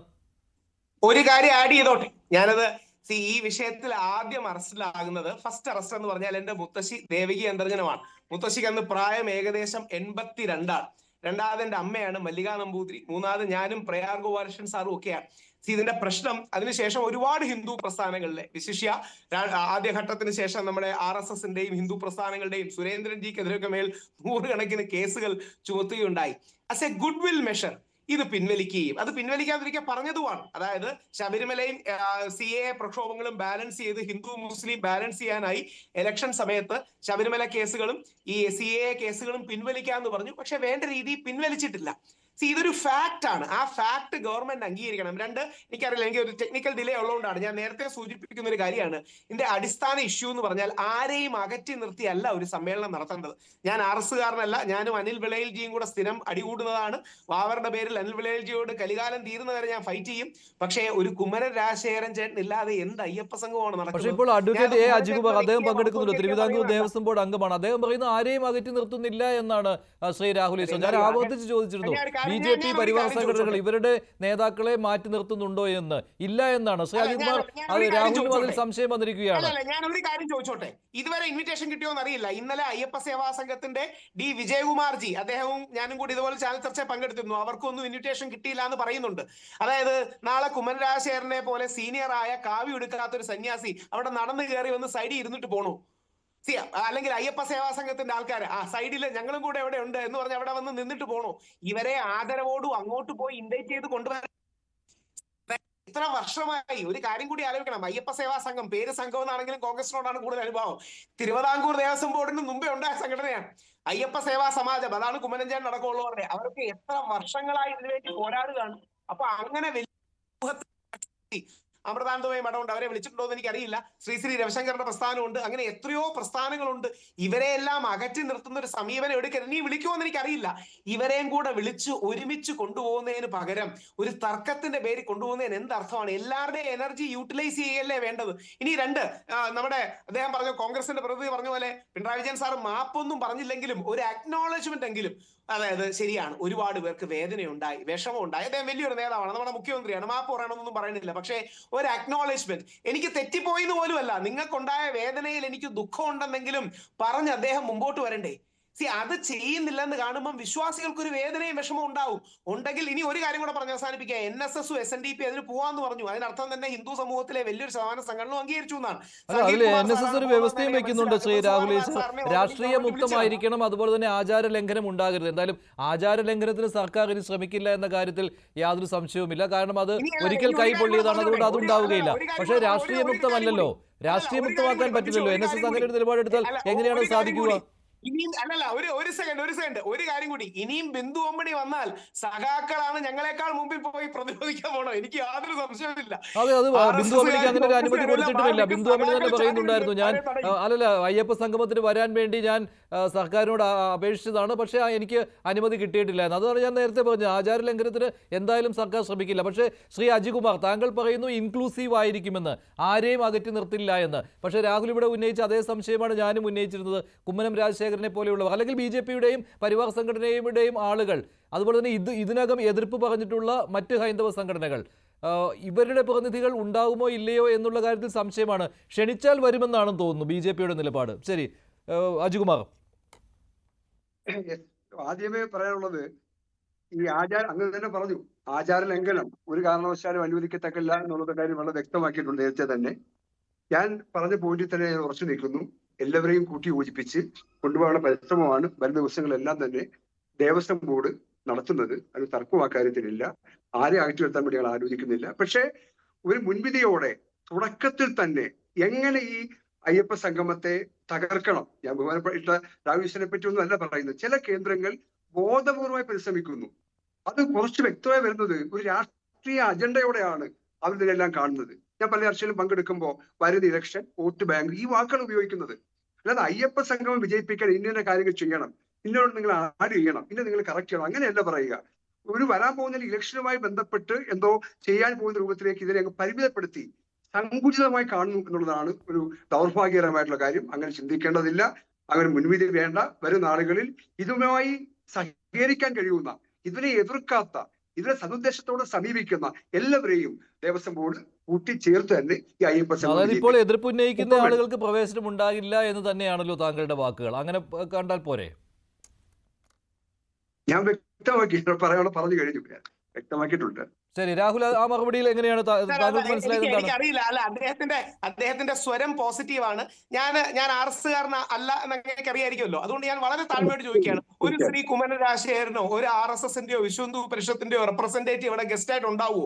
എനിക്ക് തോന്നുന്നു ഉണ്ടാകുമെന്നുണ്ടെങ്കിൽ ഒരു ഡിബേറ്റിന്റെയോ സംവാദത്തിന്റെയോ സ്പേസ് ഉണ്ട്. അവർക്ക് എതിരഭിപ്രായം ഉണ്ടെങ്കിൽ പറയാനൊരു സ്പേസ് ഉണ്ട്. ഇപ്പൊ NSS SNDP ഉണ്ടാവും നമുക്കറിയാം. പന്തള റോയൽ ഫാമിലി വരുന്നു എന്നാണ് പത്രമാധ്യമങ്ങളിൽ പറഞ്ഞ് ജിനേഷ് കുമാർ MLA ഒരു ചർച്ച ചെയ്യുന്നുണ്ട്. അപ്പോൾ എനിക്കറിയാം, ഞാനൊരു ഭക്തനായിട്ട് ചോദിക്കുകയാണ്, ഈ കുമ്മനം രാജശേഖരന്റെ പേരെടുത്ത് പറയുന്നത് വേറൊന്നും കൊണ്ടല്ല, കമ്മ്യൂണിസ്റ്റുകാരനായ G. സുധാകരൻ സാറ് കുമ്മനം ചേട്ടന്റെ നിർദ്ദേശങ്ങളും കൂടെ സ്വീകരിച്ചിട്ടാണ് ദേവസ്വം ബില്ല് കൊണ്ടുവന്നത്. അദ്ദേഹം തന്നെ മാതൃഭൂമിയിൽ എഴുതിയൊരു എഴുത്തിയതാണ് ഞാൻ പറയുന്നത്. അപ്പൊ സുധാകരൻ സാർ അടക്കം കുമ്മനം ചേട്ടന്റെ സ്റ്റേച്ചർ അംഗീകരിക്കുന്നുണ്ട്. കാവ്യുടുക്കാർ സർക്കാരിന് എന്താണ് ഈ കാര്യത്തിൽ, അല്ല, സർക്കാരിന് ഇങ്ങനെ ഒരു അയ്യപ്പ സംഗമം നടത്തുന്നതിന് എന്ത് അധികാരം എന്ന് ചോദിച്ചാൽ കുമ്മനം രാജശേഖരനെ പങ്കെടുപ്പിക്കുവാൻ തയ്യാറാകുമോ? എനിക്ക് തോന്നുന്നില്ല. ശ്രീ അജികുമാർ, താങ്കൾക്ക് അതിനൊരു ക്ലാരിറ്റി നൽകാൻ പറ്റുമോ? അല്ല, ഞാൻ പറഞ്ഞല്ലോ, യാതൊരു അടിസ്ഥാനവുമില്ലാത്ത ആരോപണങ്ങൾ ഉന്നയിക്കുക, ഈ അയ്യപ്പ സംഗമത്തെ തകർക്കാൻ വേണ്ടി കഴിയാവുന്ന എല്ലാം ചെയ്യുക, അത്തരം ആളുകളോട് ഞങ്ങൾക്ക് വിയോജിപ്പ്. ഇതുമായി യോജിച്ചു പോകാൻ കഴിയുന്ന, അയ്യപ്പ സംഗമം വിജയിപ്പിക്കാൻ സർവാത്മന സഹകരിക്കാൻ സന്നദ്ധരായിട്ടുള്ള മുഴുവൻ പേരെയും ഞങ്ങൾ ചേർത്ത് പിടിക്കും, ചേർത്ത് കൊണ്ടുപോകും. അത് എനിക്ക് വ്യക്തമായി പറഞ്ഞു കഴിഞ്ഞു. ഒരു കാര്യം കൂടി, ഇപ്പോൾ കേന്ദ്രമന്ത്രിമാരെ ക്ഷണിച്ചു എന്നാണല്ലോ അല്ലേ? സുരേഷ് ഗോപിയെയും ജോർജ് കുര്യനെയും ഒക്കെ അതെ, ഉൾപ്പെടെ തീർച്ചയായിട്ടും. അല്ലേ? അങ്ങനെയാണെങ്കിൽ ഇപ്പോൾ മുഖ്യമന്ത്രിമാർ, സ്റ്റാലിന് നേരത്തെ ക്ഷണം പോയിരുന്നു, തെക്കേ ഇന്ത്യയിലെ മുഖ്യമന്ത്രിമാരെ ക്ഷണിക്കുമെന്ന് പറഞ്ഞിട്ടുണ്ട്. NDA മുഖ്യമന്ത്രിമാരെ ക്ഷണിക്കുമോ? അങ്ങനെ ഒരു ക്ഷണം ഉണ്ടാകുമോ? BJPയുടെയും ഘടകകക്ഷികളുടെയും മുഖ്യമന്ത്രിമാരെ ക്ഷണിക്കുമോ? ദക്ഷിണേന്ത്യൻ സംസ്ഥാനങ്ങളിലെ മുഖ്യമന്ത്രിമാരെയും ദേവസ്വം മന്ത്രിമാരെയും ക്ഷണിക്കണമെന്ന് തന്നെയാ. ഇപ്പൊ കേരളത്തിലുള്ള കേന്ദ്രമന്ത്രിമാരെ ഉൾപ്പെടെ ക്ഷണിക്കുമ്പോൾ അത് മാറ്റി നിർത്തേണ്ട കാര്യമില്ലല്ലോ. ഞാൻ പറഞ്ഞു, ദക്ഷിണേന്ത്യയിലെ സംസ്ഥാനങ്ങളിലെ മുഖ്യമന്ത്രിമാരെയും അവിടുത്തെ ദേവസ്വം മന്ത്രിമാരെയും ഞങ്ങൾ ക്ഷണിച്ചിരിക്കും. അവർ അവ്യക്ത കാര്യത്തിലില്ല. ശരി, ശ്രീ അനിൽ വിളയിൽ ആ ഇൻക്ലൂസീവ്നെസ് പറഞ്ഞു കഴിഞ്ഞു. ഇതിനപ്പുറം എങ്ങനെ പറയാനാണ്? എതിർ ശബ്ദങ്ങൾ, അതായത് മനഃപൂർവ്വം പ്രശ്നങ്ങൾ ഉണ്ടാക്കുന്നവരെ ക്ഷണിച്ചിരുത്തണം എന്ന് പറയുന്നതിൽ അർത്ഥമില്ലല്ലോ. അജികുമാർ നേരത്തെ സൂചിപ്പിക്കുകയുണ്ടായി, കഴിഞ്ഞ 3 വർഷക്കാലം ശബരിമല സന്ദർശിച്ച ആൾക്കാരുടെ ഡേറ്റ കളക്ട് ചെയ്ത് അതിൽ നിന്നാണ് 3000 ആൾക്കാരെ തെരഞ്ഞെടുക്കുന്നതെന്നാണ് അദ്ദേഹം സൂചിപ്പിച്ചത്. ഞാൻ അദ്ദേഹത്തിനോട് ഒരു കാര്യം പറട്ടെ, എല്ലാ മാസവും കഴിഞ്ഞ 3 വർഷത്തിനുള്ളിലെ 36-40 തവണ ശബരിമലയിൽ ദർശനം നടത്തിയ യഥാർത്ഥ ഭക്തന്മാരുടെ ഒരു 3000 അല്ല 30,000 ആൾക്കാരുടെ ലിസ്റ്റ് ഞാൻ തരാം. ശബരിമല ക്ഷേത്രവുമായി വളരെയധികം താതാത്മ്യം പ്രാപിച്ച് അതിന് വികസനം ഉണ്ടാകണമെന്നും അയ്യപ്പ സ്വാമിക്ക് വേണ്ടിയുള്ള എല്ലാവിധ കാര്യങ്ങളും ചെയ്യാൻ കഴിവും പ്രാപ്തിയുമുള്ള ഒരു 30,000 ആൾക്കാരുടെ പേര് ഞങ്ങൾ തരാം. അവരെ വിളിക്കാൻ നിങ്ങൾ തയ്യാറാകുമോ? ആകത്തില്ല. നിങ്ങൾ ഇതിന്റെ ഗൂഢ ഉദ്ദേശം വളരെ വ്യക്തം തന്നെയാണ്. ഊരാളുങ്കൽ സൊസൈറ്റി പോലുള്ള ഈ CPM നിയന്ത്രണത്തിലുള്ള സ്ഥാപനങ്ങൾക്ക് ശബരിമലയെ തീറെഴുതി കൊടുത്തുകൊണ്ട് അവിടുത്തെ കച്ചവട മാഫിയെ സഹായിക്കുക എന്നുള്ള ലക്ഷ്യം നിങ്ങൾക്കുണ്ട്. എരുമേലിയിലെ വിമാനത്താവളം ഉയരണമെന്നുള്ള ലക്ഷ്യം നിങ്ങൾക്കുണ്ട്. ഇതിന്റെ എല്ലാം പിറകിലുള്ള വാണിജ്യ താല്പര്യങ്ങളുടെ സംരക്ഷണമാണ് ഇതിനകത്തെ കൃത്യമായ അജണ്ട എന്ന് ഈ അരിയാഹാരം കഴിക്കുന്ന ഏത് മലയാളിക്കും മനസ്സിലാകുന്ന കാര്യമാണ്. ശ്രീ അജികുമാർ വളരെ ഭംഗിയായിട്ട് അങ്ങും ഇങ്ങും തൊടാത്ത രീതിയിൽ കാര്യങ്ങൾ അവതരിപ്പിക്കുകയുണ്ടായി. 7ഓളം അജണ്ടകളാണ് ഈ ശബരിമലയിലെ അയ്യപ്പ സംഘവുമായി ബന്ധപ്പെട്ട് ദേവസ്വം ബോർഡ് പുറത്തിറക്കിയിരിക്കുന്നത്. അതിനകത്ത് ഒരെണ്ണം സ്പിരിച്വൽ ടൂറിസം പദ്ധതിയാണ്. സ്പിരിച്വൽ ടൂറിസം, ഇത് രണ്ടും പരസ്പരം പൊരുത്തപ്പെടാത്ത 2 വാക്കുകളാണ്. സ്പിരിച്വാലിറ്റി എന്ന് പറഞ്ഞതും ടൂറിസം എന്ന് പറഞ്ഞതും രണ്ടും രണ്ടാണ്. അയ്യപ്പ ഭഗവാനെ അതുമായി ബന്ധപ്പെട്ട രീതിയിൽ മനസ്സാലെ വരിച്ചുകൊണ്ട് താങ്കൾ പറഞ്ഞു അല്ലെ, വിദേശത്തു നിന്നുള്ള ധാരാളം പ്രതിനിധികളുടെ ലിസ്റ്റ് തരാമെന്ന്. പക്ഷെ എല്ലാവരെയും ക്ഷണിക്കാൻ പറ്റില്ല. അത് തിരുവിതാംകൂർ ദേവസ്വം ബോർഡ് വ്യക്തമാക്കിയിരുന്നു. തിരുവിതാംകൂർ ദേവസ്വം ബോർഡിന്റെ കയ്യിലും അങ്ങനെ ഒരുപാട് ആളുകളുടെ പട്ടികയുണ്ട്. വെർച്വൽ ക്യൂവിൽ രജിസ്റ്റർ ചെയ്തവർ, പാസ്പോർട്ട് വെച്ച് രജിസ്റ്റർ ചെയ്തവർ, അവരുടെ വിവരങ്ങൾ എടുത്തിട്ടുണ്ടെന്നേ. അതിൽ നിന്ന് 500 പേർ എന്ന് സെലക്ട് ചെയ്തിരിക്കുകയാണ്. താങ്കൾ പറയുന്ന കാര്യം ശരിയല്ല. ഇവര് കൃത്യമായി ഇന്ന ആൾക്കാരെ എന്ന് കണ്ടെത്തിയതിനു ശേഷം മാത്രമാണ് ഇത് തയ്യാറാക്കിയിരിക്കുന്നത്. കണ്ടെത്തിയെന്ന് പറയുമ്പോൾ അവിശ്വാസികളാണെന്നാണോ? അങ്ങനെയല്ലല്ലോ. അവിശ്വാസികളും മുതലാളിമാരും ഇവരുടെ കച്ചവട താല്പര്യങ്ങൾക്ക് വഴങ്ങുന്നവരുമായ വ്യക്തികളെയാണ് ഇവർ കണ്ടെത്തി വെച്ചിരിക്കുന്നത്. അതുകൊണ്ടാണല്ലോ ശ്രീ അജികുമാറിന് എന്തുകൊണ്ടാണ് ഈ 3000 പേര്, ഇനിയും കുറച്ച് വിരലിലുണ്ടാവുന്ന ദിവസം മാത്രമേ ഇവര് പറയുന്ന രീതിയിലുള്ള അയ്യപ്പ സംഗമത്തിനുള്ളൂ. ഈ 3000 പേര് ഇവിടെ വരണമല്ലോ. അവര് നിന്ന നിപ്പിൽ ഓടി വരികയല്ലല്ലോ. അവര് പാസ്പോർട്ടിന് അവർ അപേക്ഷ കൊടുത്ത് ഫ്ലൈറ്റ് ടിക്കറ്റ് എടുത്ത് ഇവിടെ വരണം. ഇപ്രകാരം ചെയ്യണമെങ്കിൽ സ്വാഭാവികമായിട്ട് കുറച്ച് ദിവസത്തെ കാലതാമസമുണ്ട്. അല്ലാതെ ഈ സെപ്റ്റംബർ മാസം 20-ാം തീയതി നടക്കാൻ പോകുന്ന അയ്യപ്പ സംഗമത്തിന് വേണ്ടി ഈ സെപ്റ്റംബർ മാസം 19-ാം തീയതി അല്ലല്ലോ ആരും പുറപ്പെടുന്നത്, അല്ലെ 15-ാം തീയതി അല്ലല്ലോ. അതുമായി ബന്ധപ്പെട്ട മുന്നൊരുക്കങ്ങളൊക്കെ നടത്തപ്പെട്ട വ്യക്തികളെയാണ് ഇവർ ക്ഷണിക്കുന്നത് എന്നുള്ളത് 100% ഉറപ്പാണ്. ശ്രീ അജികുമാർ സൂചിപ്പിക്കുകയുണ്ടായി, ശബരിമലയുമായി ബന്ധപ്പെട്ട കാര്യങ്ങൾ ഞങ്ങൾ എന്തൊക്കെയോ അവിടെ മലമറിച്ചു വെച്ചിരിക്കുകയാണെന്ന്. സ്വാഭാവികമായിട്ട് ഞാൻ ചോദിച്ചുകൊള്ളട്ടെ, 2018-ലെ ആ യുവതീ പ്രവേശനത്തിന് ശേഷം അല്ലെങ്കിൽ പ്രളയത്തിന് ശേഷം അവിടെ ഉണ്ടായിരുന്ന രാമമൂർത്തി മണ്ഡപം ഒന്ന് പുനഃസ്ഥാപിക്കാൻ ഇവർക്ക് സാധിച്ചിട്ടില്ല. സാധാരണയായി വരുന്ന അയ്യപ്പ ഭക്തന്മാർക്ക് വിരിവെക്കാനുള്ള സൗകര്യമില്ല. 2-3 വർഷങ്ങൾക്ക് മുമ്പ് അവിടെ ക്രമീകരണങ്ങൾ ഇല്ലാത്തതിന്റെ അടിസ്ഥാനത്തിൽ ഇരുമുടിക്കെട്ട് ഉപേക്ഷിച്ചുകൊണ്ട് ധാരാളം അയ്യപ്പന്മാര് തിരികെ പോയ കഥ നമ്മൾ കണ്ടിട്ടുള്ളതാണ്. കൊച്ചുകുട്ടികളുടെ കരച്ചിൽ പൊതുസമൂഹം ചർച്ച ചെയ്തിട്ടുള്ളതാണ്. ഇതിനെയൊക്കെ അംഗീകരിക്കാതെ ഇവരുടെ സ്ഥാപിത താല്പര്യങ്ങളെ, കച്ചവട താല്പര്യങ്ങൾക്ക് വേണ്ടിയാണ്. ഞാൻ ഒരു കാര്യം കൂടെ ചോദിച്ചോട്ടെ, നേരത്തെ താങ്കൾ പറഞ്ഞ മറ്റൊരു കാര്യമുണ്ടല്ലോ, ഈ ഡയമണ്ട്, നോർമൽ, പ്ലാറ്റിനം, ഗോൾഡ് ഇങ്ങനെ വേർതിരിക്കുന്നു അയ്യപ്പ ഭക്തരെ, അതിനനുസരിച്ച് പണം നൽകുന്നവർക്ക് ആനുകൂല്യമെന്ന്. അത് ചർച്ച ചെയ്യാൻ വെച്ചിരിക്കുന്ന ഒരു കാര്യമാണെന്നാണ് അജികുമാർ പറഞ്ഞത് ഇവിടെ കേട്ടോ. പക്ഷേ അത് സംഘപരിവാർ ഹാൻഡിലുകളിലൂടെ വലിയ രീതിയിൽ പ്രചരിക്കുന്നുണ്ട്. അയ്യപ്പ സംഗമത്തിനുള്ള ഓഫറുകളുടെ പെരുമഴ എന്ന രീതിയിലാണ്. അതായത് പണമുണ്ടാക്കുന്നതിന് വേണ്ടി നിക്ഷേപ സംഗമം എന്ന് അതുകൊണ്ടാണല്ലോ ആരോപണം വരുന്നത്.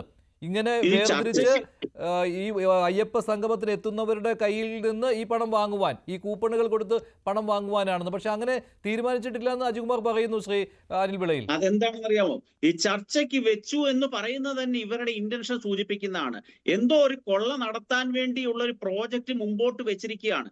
ഇവർ ഉദ്ദേശിക്കുന്ന കാര്യങ്ങളാണല്ലോ ആ പ്രോജക്റ്റുമായി ബന്ധപ്പെട്ട് മുമ്പോട്ട് വന്നിരിക്കുന്നത്. ഇപ്പൊ പൊതുസമൂഹത്തിന്റെ ഭാഗത്തുനിന്നും ശക്തമായ എതിർപ്പുണ്ടാകുമെന്ന് പറഞ്ഞപ്പോൾ അവർ റിവേഴ്സ് ഗിയറിലോട്ട് കാര്യങ്ങൾ കൊണ്ടുപോവുകയാണ്. ഇവരുടെ ദുഷ്ട മനസ്സ് തന്നെയാണ് ഇപ്രകാരം ഡയമണ്ട്, ഗോൾഡ്, സിൽവർ എന്ന് പറയുന്ന ആശയം കൊണ്ടുവന്നത്. നമ്മൾ ശ്രദ്ധിക്കുക, ശബരിമലയിൽ ഇനി ഒരു കാലത്തും വികസനം എന്ന് വെച്ചാൽ കൺസ്ട്രക്റ്റീവ് ആയിട്ടുള്ള ബിൽഡിങ്ങുകൾ ഉണ്ടാവാനുള്ള സാധ്യത കുറവ് തന്നെയാണ്. ശബരിമല മാസ്റ്റർ പ്ലാൻ അനുസരിച്ച് ഉള്ള കോൺക്രീറ്റ് നിർമ്മിതികൾ തന്നെ ഇല്ലാതാക്കിക്കൊണ്ട് മുമ്പോട്ട് പോയിക്കൊണ്ട് എക്കോ ഫ്രണ്ട്ലി ആയ സിസ്റ്റം വരണം. ഇവരുടെ ഈ പദ്ധതി വിജയിച്ചു എന്ന് കരുതുക. ഈ 5 കോടി, 3 കോടി, 2 കോടി കൊടുക്കുന്നു. ഈ 3 കോടി കൊടുക്കുന്ന ഒരു ഭക്തന് അയാളോടൊപ്പം 5 പേര് വന്ന് താമസിക്കുകയാണ്. ഒരു 10 500 ആൾക്കാർ, അല്ലെ 10 5000 ആൾക്കാർ ഇതുപോലെ ഏതെങ്കിലും ഒരു കാർഡ് എടുത്ത് അവരോടൊപ്പം ഒരു 4-5 പേരെയും കൂട്ടി അവിടെ വന്നാല് ഇവരെ മാത്രം പരിഗണിക്കാനല്ലേ അവിടെ സമയമുണ്ടാകുകയുള്ളൂ. സാധാരണ ഭക്തന്റെ വികാരം എന്താണ്? കല്ലും മുള്ളും താണ്ടിക്കൊണ്ട് കിടക്കാൻ പോലും സ്ഥലമില്ലാതെ, കുടിക്കാൻ വെള്ളമില്ലാതെ, ഭക്ഷണമില്ലാതെ അവിടെ വലഞ്ഞു വരുന്ന ഭക്തനെ പിന്തള്ളിക്കൊണ്ട് ഈ ഗോൾഡ് കാർഡ് എടുത്തുകൊണ്ട് വരുന്ന, അല്ലെ ബ്രോൺസ് കാർഡ് എടുത്തുകൊണ്ട് വരുന്ന ഭക്തനെ മുമ്പിൽ നിർത്താനുള്ള ഒരു ആശയം മുമ്പോട്ട് വെച്ചു എന്ന് പറയുന്നത് തന്നെ ഇവരുടെ ദുഷ്ട മനസ്ഥിതിയാണ്. ശരി ശരി ശ്രീ റോണിക്ക ബേബി, അങ്ങനെ ഒരു ആക്ഷേപം കോൺഗ്രസിനുണ്ടോ? അങ്ങനെ ഒരു ആക്ഷേപം കോൺഗ്രസിനുണ്ടോ? അതോ യുവതീ പ്രവേശന സമയത്ത് സർക്കാർ എടുത്ത നിലപാട് അതിൽ പരസ്യമായ ഒരു തിരുത്തൽ വേണം, എന്നാൽ മാത്രമേ ഇതിന്റെ വിശ്വാസ്യത ഉറപ്പിച്ച് പറയാൻ കഴിയുകയുള്ളൂ, അങ്ങനെ ആ ഒരു നിലപാട് അതാണോ കോൺഗ്രസിനുള്ളത്? അതോ ഈ പറയുന്ന പോലെ ഈ സാമ്പത്തിക പ്രശ്നങ്ങൾ, ഈ സാമ്പത്തിക തട്ടിപ്പിനുള്ള കേന്ദ്രമാക്കുന്നു എന്ന രീതിയിലുള്ള സംഘപരിവാർ സംഘടനകളുടെ ആരോപണം, അതിനോട് യോജിക്കുകയാണോ കോൺഗ്രസ്? ഇതിന്റെ അടിസ്ഥാന പ്രശ്നം എന്ന് പറയുന്നത്, ഇനിയും പിണറായി വിജയൻ സർക്കാർ സ്പോൺസർ ചെയ്തുകൊണ്ട് അയ്യപ്പ ദർശനങ്ങളെ ലോകത്തിന്റെ അതിരുകളിലേക്ക് എത്തിക്കേണ്ട കാര്യമൊന്നുമില്ല. ലോകത്തിന്റെ ഏതൊക്കെ അതിരുകളുണ്ടോ അവിടെയെല്ലാം ഒരു വലിയ സനാതന ധർമ്മമായി, ആശയമായി അയ്യപ്പ ദർശനം എത്തിയിട്ടുണ്ട്. അയ്യപ്പ ദർശനത്തിന്റെ അടിസ്ഥാനം എന്ന് തന്നെ പറയുന്നത് തുല്യതയാണ്, സമത്വമാണ്, ഇവിടെ ചൂണ്ടിക്കാണിച്ചതുപോലെ. പക്ഷെ ഇവിടെ സംഭവിച്ചുകൊണ്ടിരിക്കുന്നത് എന്താ? കഴിഞ്ഞ ദിവസം തന്നെ ദേവസ്വം ബോർഡിന്റെ എന്ന് പറയപ്പെടുന്ന രീതിയിൽ, അതിന്റെ വിശ്വാസ്യത എനിക്കറിയില്ല, ഒരു ഓർഡർ ഇവിടെ പിന്നെ സമൂഹ മാധ്യമങ്ങളിലൂടെയൊക്കെ വല്ലാണ്ട് പ്രചരിക്കുന്നുണ്ട്. അയ്യപ്പ ഭക്തരെ 8 കാറ്റഗറിയായി തിരിച്ചുകൊണ്ട്, അത് ഈ പറഞ്ഞ പോലെ ഗോൾഡ് എന്നും ഡയമണ്ട് എന്നും പ്ലാറ്റിനം എന്നൊക്കെ പറഞ്ഞുകൊണ്ട് 2 കോടി രൂപയും അതിന് മുകളിൽ ഓഫർ ചെയ്യുന്നവർക്ക് പ്രത്യേക പരിഗണനകളൊക്കെ നൽകിക്കൊണ്ട്, അതാണോ യഥാർത്ഥത്തിലുള്ള അയ്യപ്പ ദർശനം? സമത്വം എന്ന് പറയുന്നത് ഏറ്റവും പാവപ്പെട്ടവനെ, ഏറ്റവും താഴേക്കടയിലുള്ളവനെ പോലും പരിഗണിക്കേണ്ട ഒരു അയ്യപ്പ ദർശനത്തിന്റെ സമയത്താണ് ഇവിടെ ഈ പറയുന്ന ഭക്തരെ തമ്മിൽ പിന്നെ പല തരത്തിലുള്ള കാറ്റഗറി ആക്കിയിട്ടുണ്ട്. ഇവിടുത്തെ യഥാർത്ഥ പ്രശ്നം എന്ന് പറയുന്നത്, ഇവിടുത്തെ കോടാനുകോടി വരുന്ന അയ്യപ്പ ഭക്തരുടെ ഹൃദയ വികാരം എന്താണെന്നുള്ളത് ഈ സർക്കാർ മനസ്സിലാക്കിയിട്ടുണ്ട്. എനിക്ക് അതാണ് ചോദിക്കുന്നത്. എനിക്കിവിടെ ചോദിക്കുന്ന ഒറ്റ കാര്യം, ഇവിടെ സർക്കാർ ഇപ്പോൾ വലിയ മുഖ്യമന്ത്രിയുടെ തന്നെ ഞാൻ പത്രസമ്മേളനം ശ്രദ്ധിക്കണ്ടേ, ഞാൻ പറയുന്നത് ഇതിനകത്ത് സർക്കാരിന് ഒരു റോളുമില്ല, ഇത് മുഴുവൻ ദേവസ്വം ബോർഡാണ് ചെയ്യുന്നത്. പക്ഷെ ഇതിന് രക്ഷാധികാരികളായിട്ടും ഇതിന്റെ മുഴുവൻ സംഘാടക സമിതിയിൽ ഉള്ളതെല്ലാം എന്ന് പറയുന്നത് പ്രധാനപ്പെട്ട മന്ത്രിമാരാണ്. അല്ല, അത് വിവിധ വകുപ്പുകളുടെ കോർഡിനേഷൻ ആവശ്യമുള്ളത് കൊണ്ടാണെന്നാണ് ഇപ്പോൾ പ്രതിപക്ഷ നേതാവിനെ ഉൾപ്പെടുത്തിയിട്ടുണ്ട്. ഇത് കൃത്യമായി തന്നെ ദേവസ്വം ബോർഡിനെ മുന്നിൽ നിർത്തിക്കൊണ്ട് നടക്കുന്ന ഒരു സർക്കാർ സ്പോൺസർ പരിപാടി തന്നെയാണ്. അല്ലെങ്കിൽ സർക്കാർ മാറി നിൽക്കണം. ദേവസ്വം ബോർഡിന് പൂർണ്ണ സ്വാതന്ത്ര്യം കൊടുത്ത് അവരെ കൊണ്ട് വേണം ഈ പറഞ്ഞ സർക്കാരിന്റെ, ഞാൻ പറയുന്ന ഉദ്ദേശ ലക്ഷ്യം ഇവരുടെ കൃത്യമാണെങ്കിൽ, അല്ലെങ്കിൽ ഇവർ പറയുന്നത് എന്താ? അയ്യപ്പ ദർശനം ലോകത്തിന്റെ എല്ലാ അതിർത്തിയിലേക്കും എത്തിക്കുക എന്നതാണ് ഇതിന്റെ ഉദ്ദേശ ലക്ഷ്യം. ഈ ഒരു നിമിഷം വരെ ഇവർക്ക് എന്താണ് ഇതിന്റെ പർപ്പസ്, എന്താണ് ഇതിന്റെ യഥാർത്ഥ ലക്ഷ്യം ഇതിനെ പറയാനായിട്ട് കഴിയുന്നില്ല. അജികുമാർ, ഈ വരുന്ന 3000 ആളുകളാണോ ലോകമെമ്പാടും വ്യാപിച്ചു കിടക്കുന്ന അയ്യപ്പ ഭക്തരുടെ യഥാർത്ഥ പ്രതിനിധികൾ?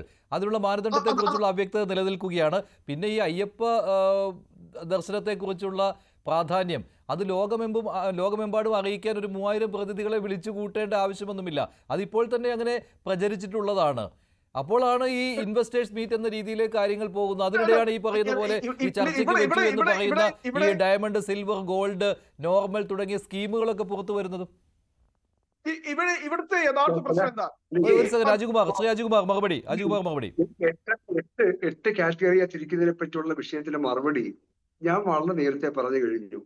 എല്ലാ കഥകൾ വല്ലാതെ പെരുപ്പിച്ച് കാണിച്ച് ഈ അയ്യപ്പ ദേവസ്വം ബോർഡിന്റെ ഓർഡറല്ലേ സമൂഹ മാധ്യമങ്ങളിൽ പടരുന്നത്.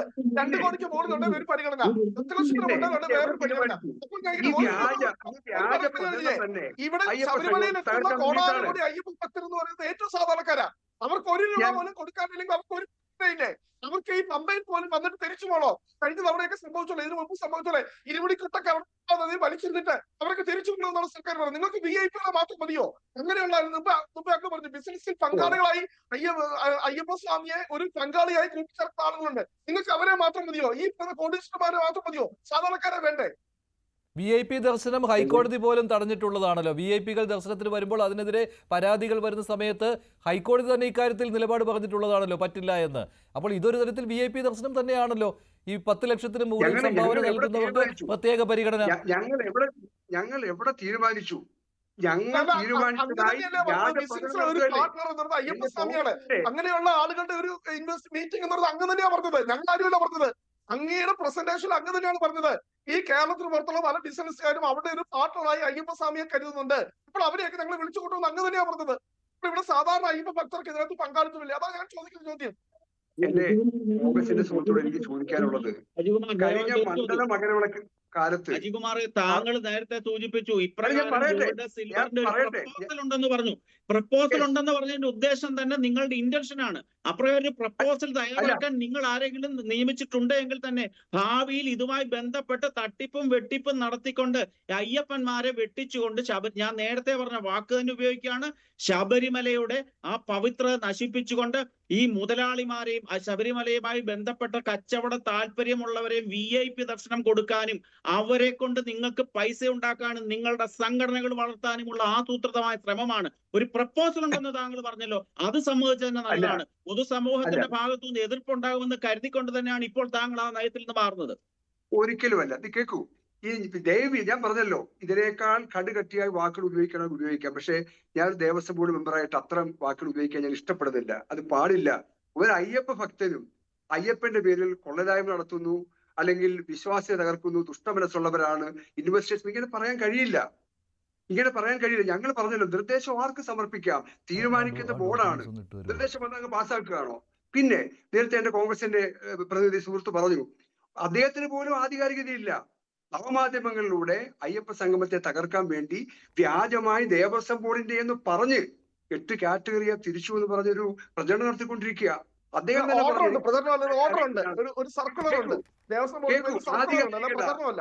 നിങ്ങൾ നോക്കൂ, ഇന്നത്തെ പത്രത്തിൽ ദേവസ്വം ബോർഡിന്റെ പ്രസിഡന്റിന്റെ സ്റ്റേറ്റ്മെന്റ് വന്നിട്ടുണ്ടല്ലോ. ദയവായി ഒന്ന് വിശ്വസിക്കൂ. അദ്ദേഹം നേരിട്ട് ദൃശ്യമാധ്യമങ്ങളെ കണ്ട് പറഞ്ഞതാണല്ലോ, പത്രമാധ്യമങ്ങളിൽ പ്രിന്റ് ചെയ്ത് വന്നിട്ടുണ്ടല്ലോ. ദയവായി അതൊന്ന് വായിച്ചു നോക്കൂ. പിന്നെ ഞാൻ ചോദിച്ചോട്ടെ, ഈ അയ്യപ്പ ഭക്തന്മാരെ തിരിച്ചുവിടുന്നു, സാമ്പത്തിക മാനദണ്ഡമാക്കുന്നു ചോദിച്ചാൽ, ഇത് കഴിഞ്ഞ വർഷം വലിയ പ്രചരണം ഉണ്ടായി. ഞങ്ങൾ അവിടുന്ന് തിരക്കൊന്ന് കുറയ്ക്കാൻ വേണ്ടിയിട്ട് സ്പോട്ട് ബുക്കിംഗ് ഒന്ന് പരിമിതപ്പെടുത്താനുള്ള ചർച്ച തുടങ്ങിയപ്പോ എന്തെല്ലാം ബഹളമായിരുന്നു. ഞങ്ങൾ പറയുന്നു, വ്രതാനുഷ്ഠാനത്തോടെ മാലയിട്ട് അയ്യപ്പൻ ദർശിക്കാൻ വരുന്നു ഒരാളെ ഞങ്ങൾ മടക്കി വിട്ടോ? കഴിഞ്ഞ വർഷക്കാരെ ഞാൻ ചോദിക്കുക, ഞങ്ങൾ മടക്കി വിട്ടോ? ആർക്കെങ്കിലും ദർശനം നിഷേധിച്ചോ? എന്തിനെയാണ് ഇങ്ങനെ പ്രചരിപ്പിക്കുന്നത്? ഒരു സംശയം കൂടി ചോദിച്ചോട്ടെ, ആ ഡോക്യുമെന്റ് എന്റെ കൈവശവുമുണ്ട്. അപ്പോൾ ഇങ്ങനെ ഒരു സംഭവം ഇത് പരിവാർ ഹാൻഡിലുകളിൽ കൂടി, സംഘപരിവാർ BJP ഹാൻഡിലുകളിൽ കൂടി വളരെയധികം പ്രചാരണം കിട്ടുന്നുണ്ട്, ചില മാധ്യമങ്ങളിൽ വരികയും ചെയ്തതാണ്. ഇത് ഉള്ളത് തന്നെയാണ് എന്ന് താങ്കൾ സമ്മതിക്കുകയാണോ, അതോ ഇത് വെറുതെയുള്ള പ്രചാരണമാണെന്നാണോ? ഞാനതാ പറഞ്ഞത്. കോൺഗ്രസിന്റെ പ്രതിനിധി തന്നെ പറഞ്ഞു, ഇതിന്റെ ആധികാരികതയെ പറ്റി അദ്ദേഹത്തിന് ഉറപ്പില്ല. ഞാൻ അങ്ങയിലേക്ക് ഒരു ആക്ഷേപം ഉന്നയിക്കട്ടെ എന്ന് കരുതിക്കൊണ്ട് തന്നെ, കാരണം ഞാൻ ഒരു മിതമായി സംസാരിക്കുന്ന മെമ്പർ എന്ന രീതിയിൽ ആധികാരികമായി പറയുന്നു, അങ്ങനെ ദേവസ്വം ബോർഡ് തീരുമാനിച്ചിട്ടില്ല, അങ്ങനെ ഒരു സർക്കുലർ ഞങ്ങൾ കൊടുത്തിട്ടില്ല, ആധികാരികമായി പറയുന്നു. അപ്പോൾ ഇതെന്താണ് ശ്രീ അജികുമാർ? അല്ലല്ല, ഇതെന്താണ്? മാത്രമല്ല, അങ്ങനെ കൊടുത്തിരിക്കുന്ന അതിന് താഴെ ഇതൊരു പ്രചരിപ്പിക്കുന്നവർക്കെതിരെ കേസ് കൊടുക്കാൻ ദേവസ്വം ബോർഡ് തയ്യാറാണോ? അതെ, ഒറ്റക്കാര്യം ചോദിക്കട്ടെ, ഈ സംഗമത്തിന്റെ മുഴുവൻ ചുക്കാലും പിടിക്കുന്ന ദേവസ്വം ബോർഡാണോ അതോ മുഖ്യമന്ത്രിയുടെ ഓഫീസാണോ? ഞാൻ കരുതാക്കൊള്ളാം. ഇതിനകത്ത് ഞാൻ കാരണം പല സ്റ്റേറ്റുകളിലും ഈവൻ മുഖ്യമന്ത്രി പോലും വന്ന് പത്രസമ്മേളനം വിളിക്കുന്നു. എന്താണ് മുഖ്യമന്ത്രിയുടെ ഓഫീസിന്? ഞാൻ മുഖ്യമന്ത്രി ആക്ഷേപിക്കില്ല. മുഖ്യമന്ത്രിയുടെ ഓഫീസ് പല ഉപജാപങ്ങളിലും പല ആക്ഷേപത്തിലും പല അഴിമതി കഥകളിലും പിന്നെ ചോദ്യം മുന്നിൽ നിൽക്കുന്ന മുഖ്യമന്ത്രിയുടെ ഓഫീസിന് എന്താണ് ഈ അയ്യപ്പ സംഗമത്തിലുള്ള സ്ഥാപിത താല്പര്യം? ഇതിനകത്ത് ദേവസ്വം ബോർഡിന് ഫ്രീ ഹാൻഡ് ആണോ? നിങ്ങൾക്ക് സ്വാതന്ത്ര്യമുണ്ടോ? പ്രവർത്തന സ്വാതന്ത്ര്യമുണ്ടോ?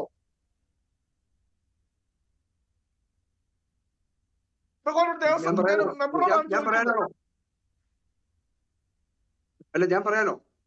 അതെ, അല്ലാണ്ട് ബഹുമാനപ്പെട്ട മുഖ്യമന്ത്രി വളരെ വ്യക്തമായി പറഞ്ഞല്ലോ, ഇത് തിരുവിതാംകൂർ ദേവസ്വം ബോർഡിന്റെ തീരുമാനമാണ്, ഗവൺമെന്റ് അതിനെ സഹായിക്കുന്നു. അതിനകത്ത് എന്താണ് അവ്യക്തത എനിക്ക് മനസ്സിലാവുന്നില്ല. എന്തിനാണ് ഇത്രയും ആശങ്ക എന്ന് എനിക്ക് മനസ്സിലാവുന്നില്ല. ഇപ്പോ ഞാൻ നേരത്തെ സൂചിപ്പിച്ച പോലെ മണ്ഡല മകരവിളക്ക് കാലം വിജയകരമാക്കിയത് ദേവസ്വം ബോർഡ് മാത്രം തീരുമാനിച്ചാൽ കഴിയുമോ? ഇതൊരു ട്രസ്റ്റിയല്ലേ, ഗവൺമെന്റ് ട്രസ്റ്റിയല്ലേ? സ്വാഭാവികമായിട്ടും അതിന്റെ സഹായം ഞങ്ങൾക്ക് വേണ്ടേ? വിദേശ നയതന്ത്ര പ്രതിനിധികൾ വരണം, അന്യ സംസ്ഥാന മുഖ്യമന്ത്രിമാർ വരണം, അന്യ സംസ്ഥാന ദേവസ്വം മന്ത്രിമാർ വരണം. അപ്പോ മുഖ്യമന്ത്രി തന്നെ അർത്ഥശങ്കയ്ക്കിടയില്ലാത്ത വിധം വ്യക്തമാക്കിയ ഒരു കാര്യം വീണ്ടും എന്നോട് ചോദിക്കുക. ഞാൻ തന്നെ എന്റെ ചർച്ചയുടെ തുടക്കത്തിൽ പറഞ്ഞു, തീരുമാനിച്ചു, രേഖാമൂലം ഗവൺമെന്റ് അറിയിച്ചു, ഗവൺമെന്റ് അതിന് ദുർലോഭമായ സഹായം തരുന്നു. ഇവിടെ പ്രശ്നം എന്താ? ഇവിടെ പ്രശ്നം എന്ന് പറയുന്നത് ഗവൺമെന്റിനെ അയ്യപ്പ സംഗമത്തിന്റെ പേരിൽ പ്രതിക്കൂട്ടിലാക്കണം. അല്ല, കാരണം ഇപ്പൊ ദേവസ്വം ബോർഡിനെയും ശബരിമലയുമായി ബന്ധപ്പെട്ട അയ്യപ്പ തന്നെയാണ് നിങ്ങൾ അതിനകത്ത്. ഞാൻ അതുകൊണ്ടാണ് ചോദിച്ചത് മുഖ്യമന്ത്രിയുടെ പങ്ക് എന്താണ് എന്ന് ഞാൻ ചോദിച്ചത്. ശബരിമലയിൽ 2008 മുഖ്യമന്ത്രി നടത്തിയ പ്രസ്താവനകളൊക്കെ ഇവിടെ പിന്നെ പൊതുജന മധ്യത്തിലുണ്ട്. ഇതൊക്കെ ഞങ്ങൾ ഈ ലോകമെമ്പാടും ശബരിമല ഭക്തരൊക്കെ അന്ന് നവോത്ഥാന മതിലൊക്കെ നിങ്ങൾ ഇവിടെ കെട്ടിയല്ലോ. ലക്ഷക്കണക്കിന് ആളുകളെ ഇറക്കി സർക്കാരിൽ നിന്ന് കോടാനുകോടി രൂപയൊക്കെ ചെലവഴിച്ച് നവോത്ഥാന മതിലൊക്കെ കിട്ടി. അതൊക്കെ ഇവിടെ എന്തിനു വേണ്ടിയാണ് നിങ്ങൾ നവോത്ഥാന മതിൽ കിട്ടിയത്? ഇവിടെ ശബരിമലയുടെ ആചാരങ്ങളെ തകർക്കാൻ വേണ്ടി, ശബരിമലയുടെ വിശ്വാസത്തെ തകർക്കാൻ വേണ്ടി അതിനുവേണ്ടി ശ്രമിച്ച ഒരു സർക്കാർ മുഖ്യമന്ത്രി ഇപ്പോൾ കാണിക്കുന്ന ഈ വലിയ ആത്മാർത്ഥതയുണ്ട്, വലിയ സ്നേഹമുണ്ടല്ലോ, അത് ഞങ്ങൾക്ക് സംശയമുണ്ട്. ഞങ്ങൾക്ക് മാത്രമല്ല, ഈ ലോകത്തുള്ള കോടാനുകോടി അയ്യപ്പ സംശയമുണ്ട്. അത് നിങ്ങളിപ്പോ എല്ലാ സംഘവും നടത്തിയാലും ആ സംശയം മാറാൻ പോകുന്നില്ല. കാരണം കുറുക്കന്റെ കണ്ണെന്നും കോഴിക്കുട്ടി തന്നെയായിരിക്കും. അത് ഞങ്ങൾക്ക് വളരെ വ്യക്തമായിട്ടുണ്ട്. അതുകൊണ്ടാണ് ഞങ്ങൾ ചെയ്യുന്നത്. അല്ലാതെ അതിന് ഞങ്ങൾ ഈ അയ്യപ്പ സ്നേഹത്തിനൊക്കെ പേരിൽ ഞങ്ങൾക്ക് അയ്യപ്പ ഭക്തർക്ക് എതിരാണെന്നും വിശ്വാസത്തിനെതിരാണെന്നും ഇവിടെ ആരും വ്യാഖ്യാനിക്കേണ്ട. 2018 വലിയ സമരങ്ങള് തലമുട്ടിയും ചോരകന്തിയും ഈ അയ്യപ്പ വിശ്വാസത്തെ സംരക്ഷിക്കാൻ വേണ്ടി പോരാടിയവർ ഞങ്ങളൊക്കെ. അന്നൊന്നും ഒരു ദേവസ്വം ബോർഡും ഇല്ലായിരുന്നു. ഇന്ന് അയ്യപ്പ വിശ്വാസവും അയ്യപ്പ ഭക്തിയും ഒക്കെ ലോകം നടക്കുന്ന ദേവസ്വം ബോർഡൊക്കെ 2018 എന്തായിരുന്നു നിങ്ങളുടെ നിലപാട്? നിങ്ങൾക്ക് നിലപാടുണ്ടായിരുന്നോ? നിലനിൽക്കുള്ളൂ. കാരണം നിങ്ങൾ നടത്താൻ പോകുന്ന സംഗമത്തിൽ സംശയത്തോടെ തന്നെ കാണുള്ളൂ. ഇതിനകത്ത് നിങ്ങൾ പാലിക്കുക. ശരി, ശ്രീ അനിൽ വിളയിൽ മറ്റൊരു കാര്യം, ഇപ്പോൾ ഈ കാണുന്ന ഡോക്യുമെന്റ് ഉണ്ടല്ലോ, ഈ ഡോക്യുമെന്റ് ആണ് നിങ്ങളുടെ ഹാൻഡിലുകളിലൂടെ പ്രചരിച്ചു കൊണ്ടിരിക്കുന്നത്. പക്ഷേ അതിനെക്കുറിച്ച് ഇപ്പോൾ ശ്രീ അജികുമാർ വിശദീകരണം നൽകി കഴിഞ്ഞു. ഇതൊരു ഔദ്യോഗിക സർക്കുലർ അല്ല എന്ന്. പക്ഷെ ഉത്തരവ് എന്നതിനകത്ത് പറയുന്നുണ്ട്. വളരെ തെറ്റായ കാര്യമാണ്. ഈ ചർച്ചയുടെ തുടക്കത്തിൽ അദ്ദേഹം പറയുകയുണ്ടായി, ഇപ്രകാരം ഒരു പ്രപ്പോസൽ ഞങ്ങളുടെ മുമ്പിലുണ്ട്, ഇപ്രകാരം ഒരു പ്രപ്പോസൽ തയ്യാറാക്കിക്കാൻ ഇവർ പറഞ്ഞുകൊണ്ടായിരിക്കുമല്ലോ തയ്യാറാക്കിയത്. അപ്രകാരം തയ്യാറാക്കിയതിന്റെ പിന്നിലെ ഇന്റൻഷൻ തന്നെയാണ് പ്രധാനമായിട്ട് നമ്മൾ പരിഗണിക്കേണ്ട വിഷയം. ആ ഇന്റൻഷൻ എന്ന് വെച്ചാൽ ശബരിമലയുമായി ബന്ധപ്പെട്ട കാര്യങ്ങൾക്ക് വീണ്ടും വീണ്ടും പ്രശ്നങ്ങൾ ഉണ്ടാക്കുക എന്നുള്ളത് തന്നെയാണ്. അദ്ദേഹം പറഞ്ഞിട്ടുണ്ടല്ലോ, ശബരിമലയുമായി ബന്ധപ്പെട്ട ആചാരാനുഷ്ഠാനങ്ങൾക്ക് യാതൊരു ഭംഗവും ഉണ്ടാക്കുകയില്ല എന്ന് പറഞ്ഞു. 2018 യുവതീ പ്രവേശനവുമായി ബന്ധപ്പെട്ട കേസ് ഇന്നും ബഹുമാനപ്പെട്ട സുപ്രീം കോടതിയുടെ റിവ്യൂവിന്റെ പരിഗണനയിൽ കിടക്കുകയാണല്ലോ. ബഹുമാനപ്പെട്ട അജികുമാറിനോ ദേവസ്വം മന്ത്രിക്കോ ദേവസ്വം ബോർഡിനോ ധൈര്യവും തന്റേടവും ഉണ്ടോ അവര് കൊടുത്തിരിക്കുന്ന അഫിഡവിറ്റ് പിൻവലിച്ചുകൊണ്ട് ഞങ്ങൾ യുവതീ പ്രവേശനത്തിന് എതിരാണ് എന്നൊരു അഫിഡവിറ്റ് കൊടുക്കാൻ ഞാൻ വെല്ലുവിളിക്കുകയാണ്. അങ്ങനെയാണെങ്കിൽ അവര് പറയുന്നതിനോടൊപ്പം ഞങ്ങൾ നിൽക്കാം. കാരണം അവർ യുവതീ പ്രവേശനത്തിന് എതിരാണ് എന്നൊരു സത്യവാങ്മൂലം മാറ്റിക്കൊടുക്കട്ടെ. അതിനുള്ള തന്റെ ഇടമില്ല. കാരണം അതിനുള്ള ധൈര്യമില്ലാത്ത ആൾക്കാരാണ് കേരളം ഭരിക്കുന്നത്. കാരണം അവരെ സംബന്ധിച്ചിടത്തോളം ശബരിമലയുമായി ബന്ധപ്പെട്ട വിശ്വാസങ്ങൾക്ക് യാതൊരു പ്രസക്തിയുമില്ല. അപ്രകാരം ഉള്ള വ്യക്തികളായിരുന്നുവെങ്കിൽ തമിഴ്നാട്ടിലെ മുഖ്യമന്ത്രിയുടെ അടുത്ത് പോയി കാത്തു കെട്ടിക്കിടന്ന് അദ്ദേഹത്തിനെ ഈ ഉദ്ഘാടനത്തിന് വിളിക്കേണ്ട കാര്യം എന്താണ്? സനാതന ധർമ്മത്തിനെതിരെ ഏറ്റവും കൂടുതൽ പടപൊരുതുന്ന വ്യക്തിയാണ് ശ്രീ സ്റ്റാലിൻ. അദ്ദേഹത്തിനെ ക്ഷണിച്ചു, അദ്ദേഹം വരുമെന്ന് ദേവസ്വം മന്ത്രിയും ദേവസ്വം പ്രസിഡന്റും പറഞ്ഞു.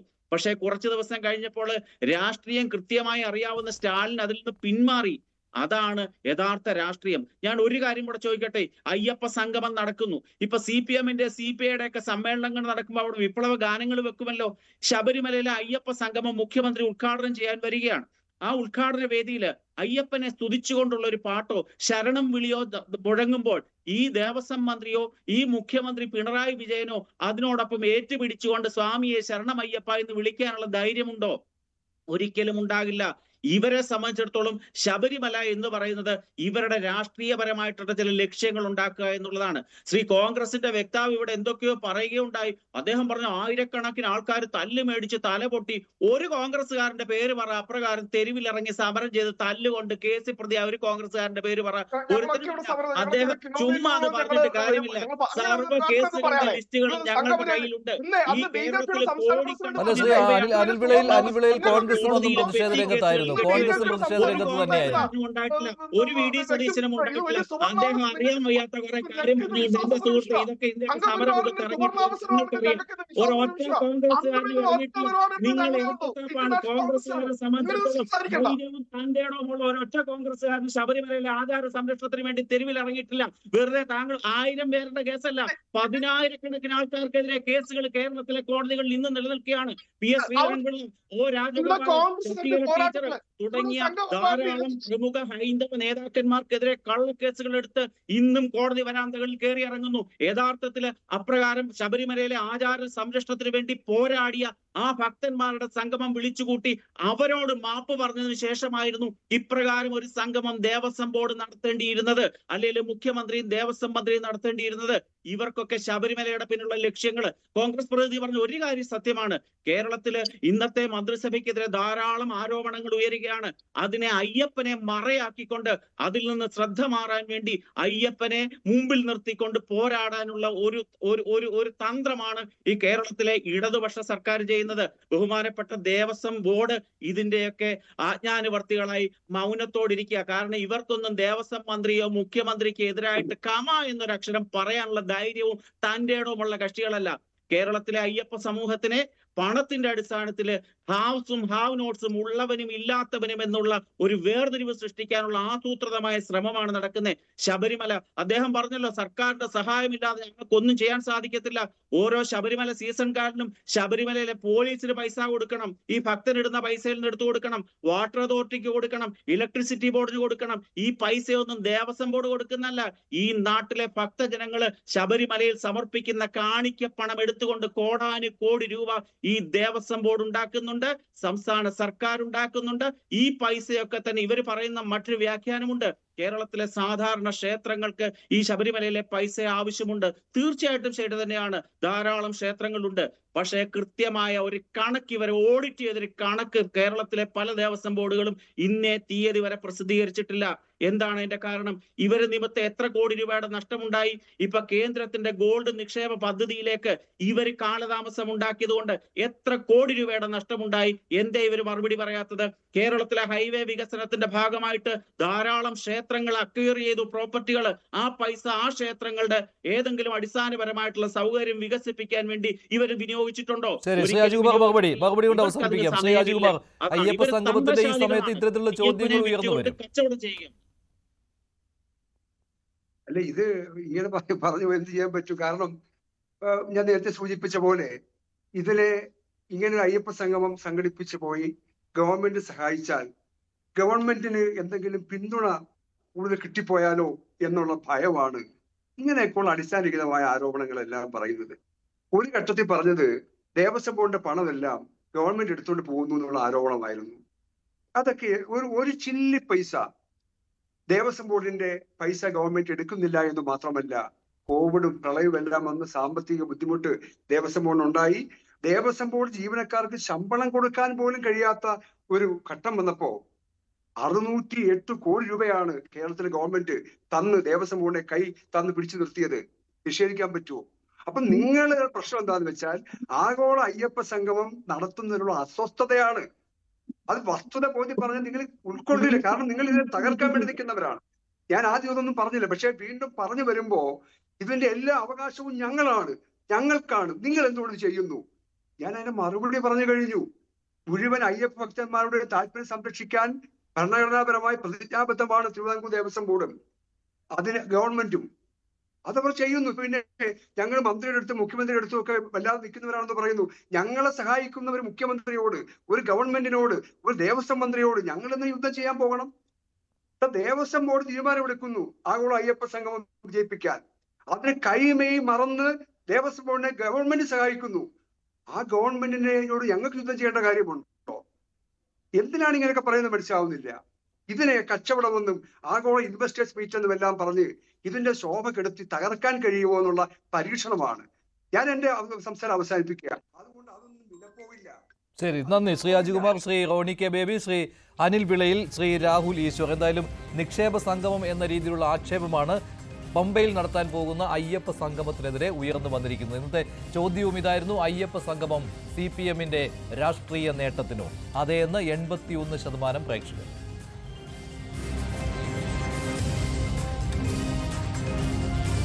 വേണ്ടി അവസാനിക്കുന്നു. നന്ദി.